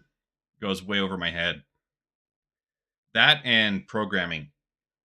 Anytime someone talks about a programming project, I try to act interested, but oh my gosh, they lose me as soon as they say Python. It would be really funny if my roommate were listening to me say this, because I know he programs in Python. I just don't get it. Want them to add titles for them. Oh yeah, for racing, that would be good. Well, that's kind of like I was talking in my last video. We really need some way to reward people for long-term gameplay. So things like commendations, leaderboards, those kinds of things, those make a really big difference when you're trying to build up kind of a competitive scene, which that's what racing is. And so having a way to compare yourself against other people, and like if you get platinum on all the Stanton races, you totally should get like a platinum racer medal. But I also think it'd be cool if you could get special stuff like game aesthetics, like a skin for your ship that shows people that, yeah, I did platinum on all these courses, so I got this sweet skin.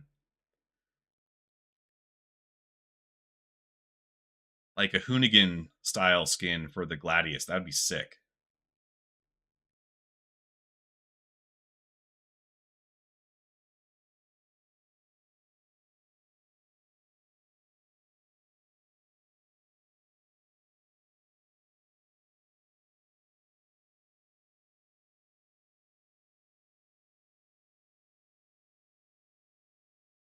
Why I'm working on guiding. You're talking about the that's the feature in Spectrum, right? Oh, is there a guru title? I should look into that. How many guide sessions do you have to do to get a guru title?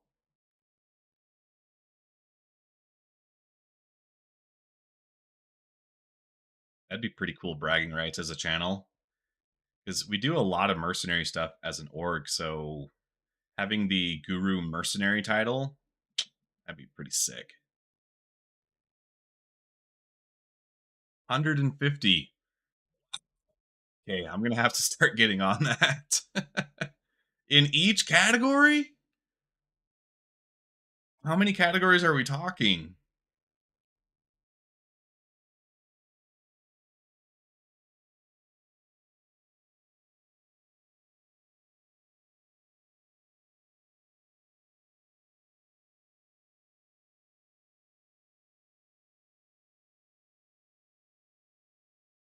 $30 per session.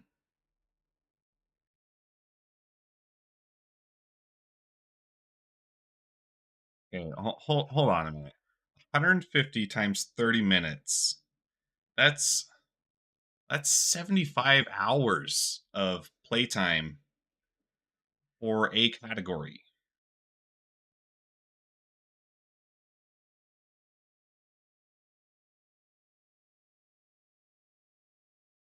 That is a lot of playtime.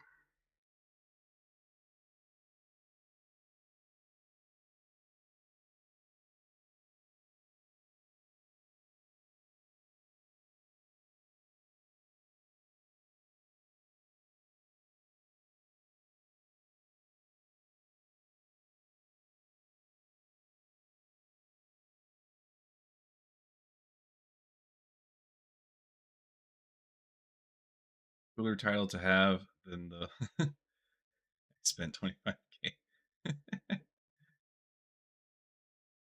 uh I mean, it is a flex to say that you had 25K to spend on a game, right?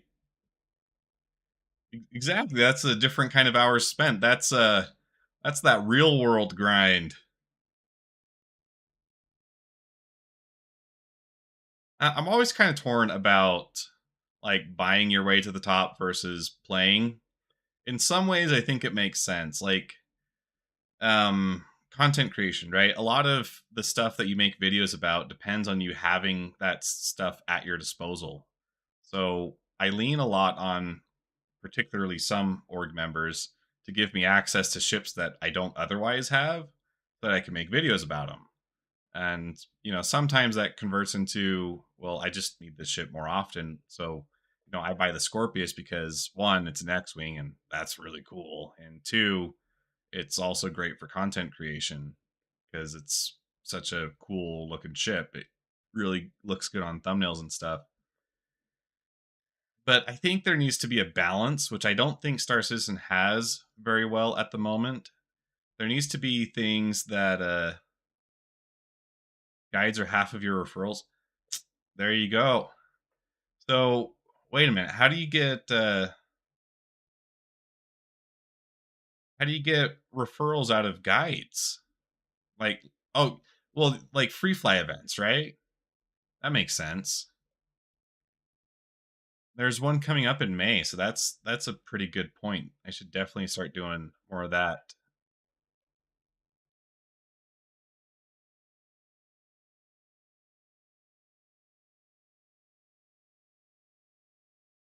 Yeah. It, and that's the thing. Like with Star Citizen, you're not really buying your way to the top by getting a ship, because you can still lose it.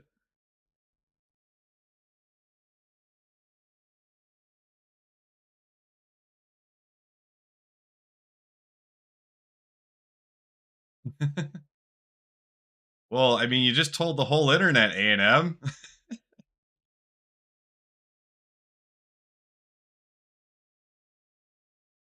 Don't worry. I think your secret is safe with the 4 or 5 of us that may be watching. How many people do we have? I need to bring up YouTube. I've been watching the chat on OBS, but YouTube, it doesn't show me how many people are actively viewing. How many people we got here? 3. Okay. Well, I'm happy to have you.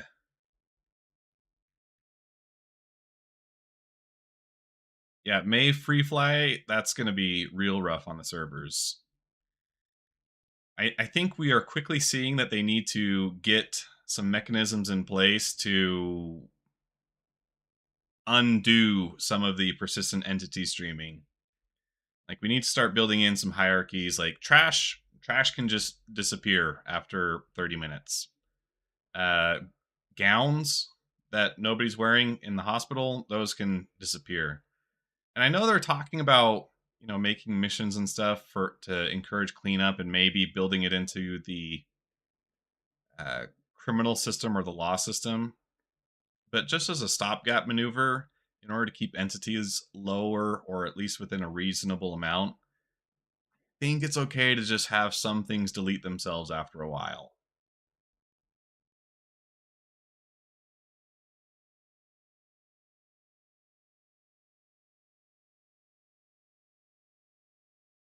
And then once we do have the janitor AI working really well, then we can turn that back off.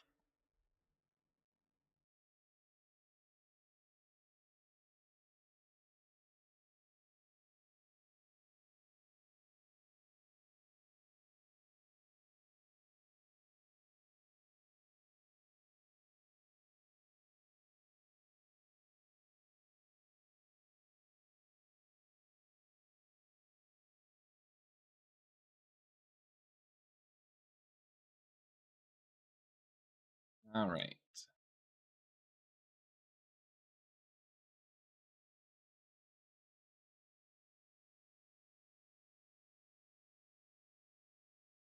Oh, but yeah, we were talking. I think there needs to be a good balance of things that you can only get through gameplay, and then some other things that you can buy. Web SRV drivers come. Oh, when I think is what you're saying. When SRV drivers come online, we need to protect them at all costs. Have you seen Port Olisar? Oh, dude, tell me about it. I am part of the problem with Port Olisar. um, because I don't do a ton of salvage on my own, but I found that I can get some salvage done by baiting the guards into crashing into the station. So there's actually a short on my channel about that. It's really easy to do, and it's a lot of fun to pull off.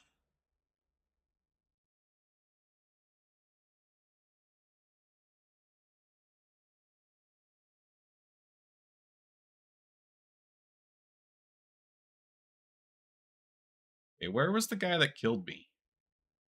That's that's the answer.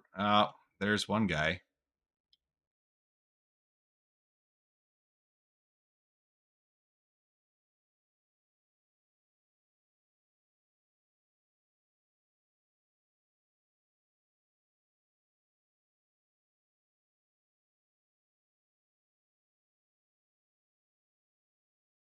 Is okay. That's a table. uh,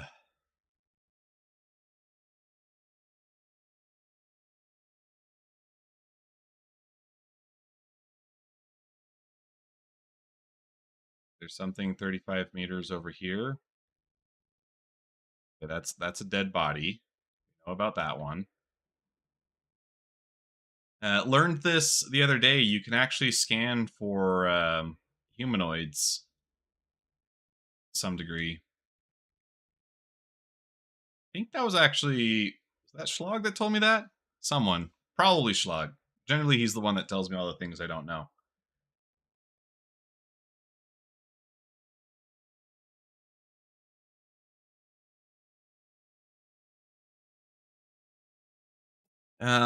Star Citizen tools titles. Okay, we'll take a look at that after we finish up this mission.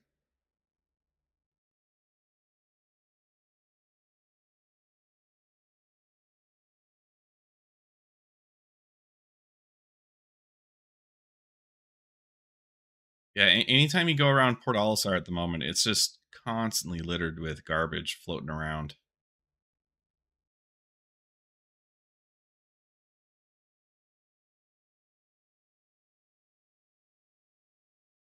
Okay, everyone's cool. No one's here.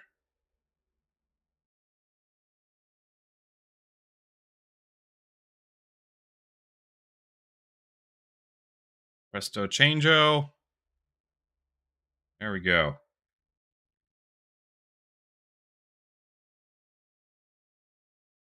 Yeah, we were looking at those. A lot of those you don't have access to anymore, though. Is it different with the Star Citizen tools titles, or is that a different thing from the mini games? I guess.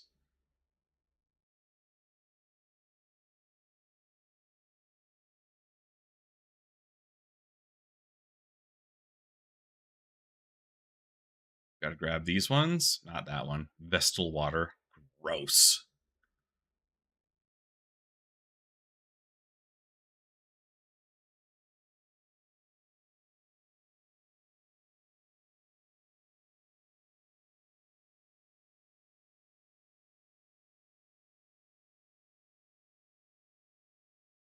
That is a lot of floors. I'm guessing they're on the lobby though.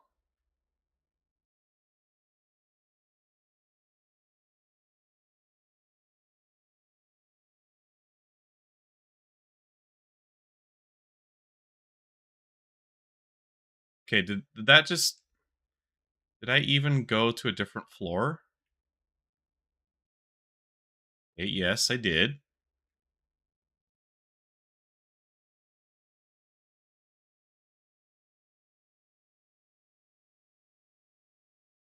This is a different box.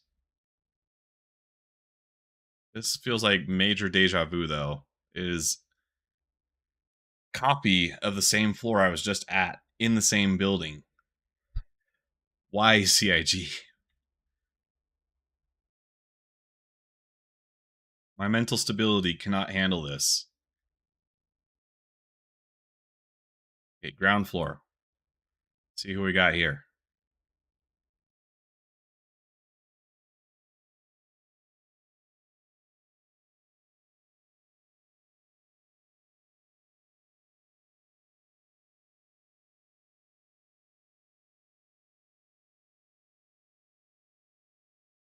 Oh my gosh, I'm glad that worked. It was the last bullet. He would have got me.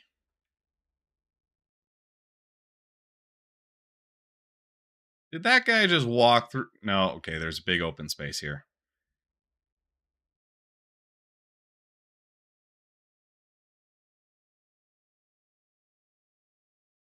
Is this game going to make me search every floor for this last guy?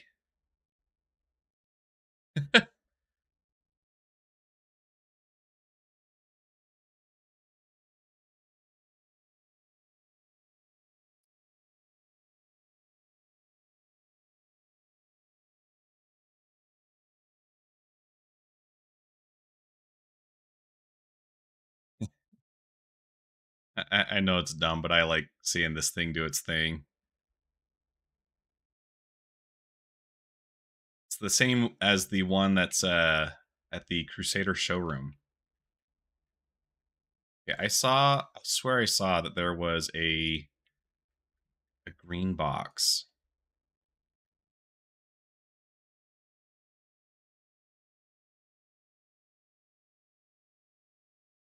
Yeah, gee, please fix the binky tube of the Artemex set.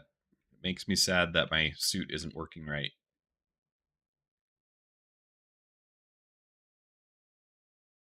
Ah, here's the green box.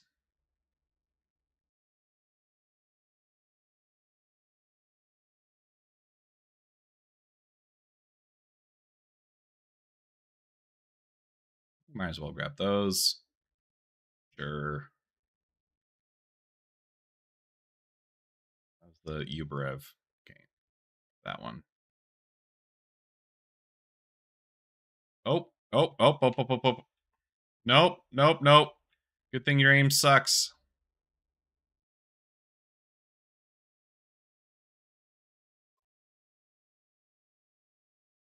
Where'd that guy? He didn't count. Where'd he come from? Okay, gonna go to the other floor. I'm not getting shot in the head. That was so close. That was so lucky. Okay, check the sub level.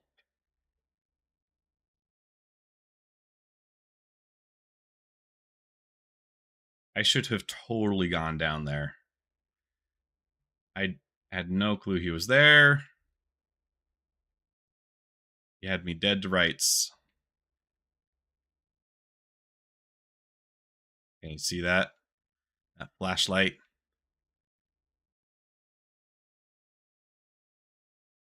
Whoa. Weird visual bug. Aha, got him. Got him. Okay.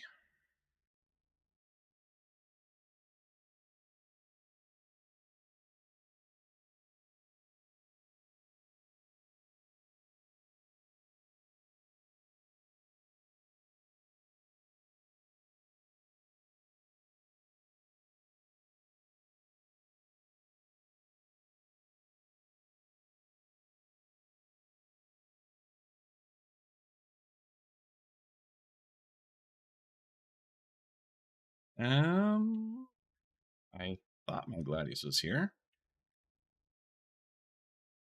Hmm. Well,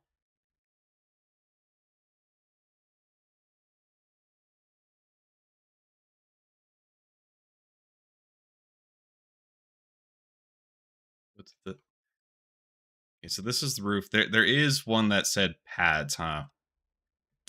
That's probably where the Gladius is. Roof pads. CIG, I want to be able to own a building like this as an org. So if any developers are watching, make it so. Okay, Gladius is gone. Gladius is gone. We're just gonna take the penguin.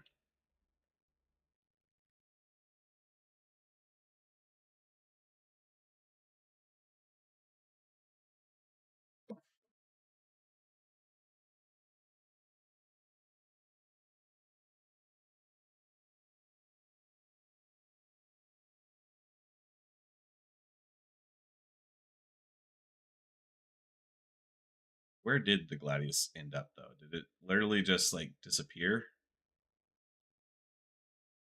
Just eat itself into oblivion?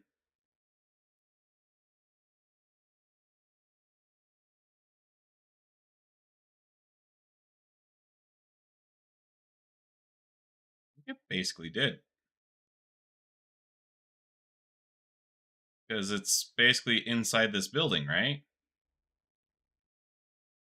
No, that's not true. Hmm. All right.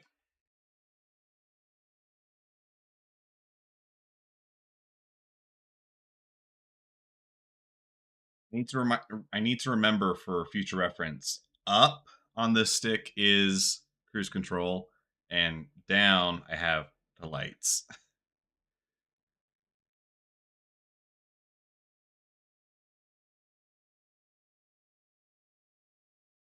I should probably close that.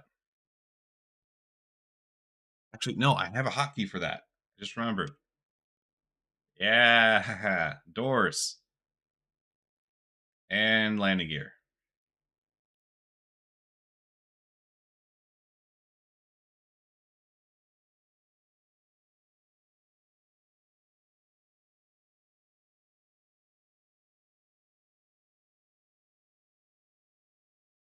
Always been fond of the Avenger Titan. Such a fun little ship.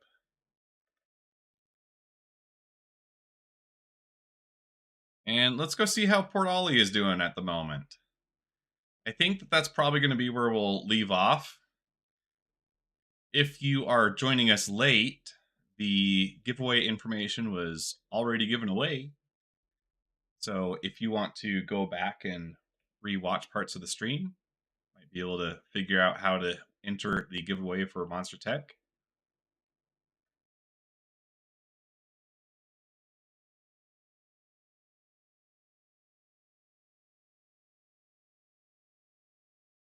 Oop, gotta turn off cruise control, otherwise I'm gonna die. And make sure you like, share, and subscribe. Do all the YouTube things. Let me know what you think down in the comments below. think we're just going to really come in for a landing, and then we're probably going to call it a night.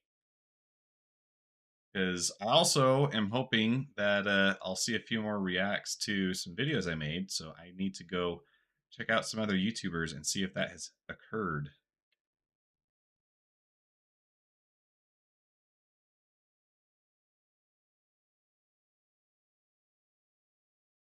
No, I'm just getting here. Trying to get rid of me already. Jeez. Nerve of this guy.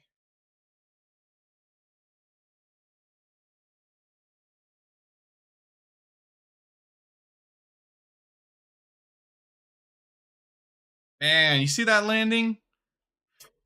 I mean, I can work on getting more accurate, but that was smooth, wasn't it? Vector hold mode for the win.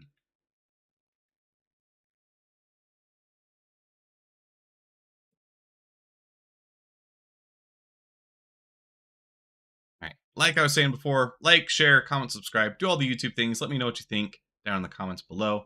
And until next time, Odd Job Entertainment signing off.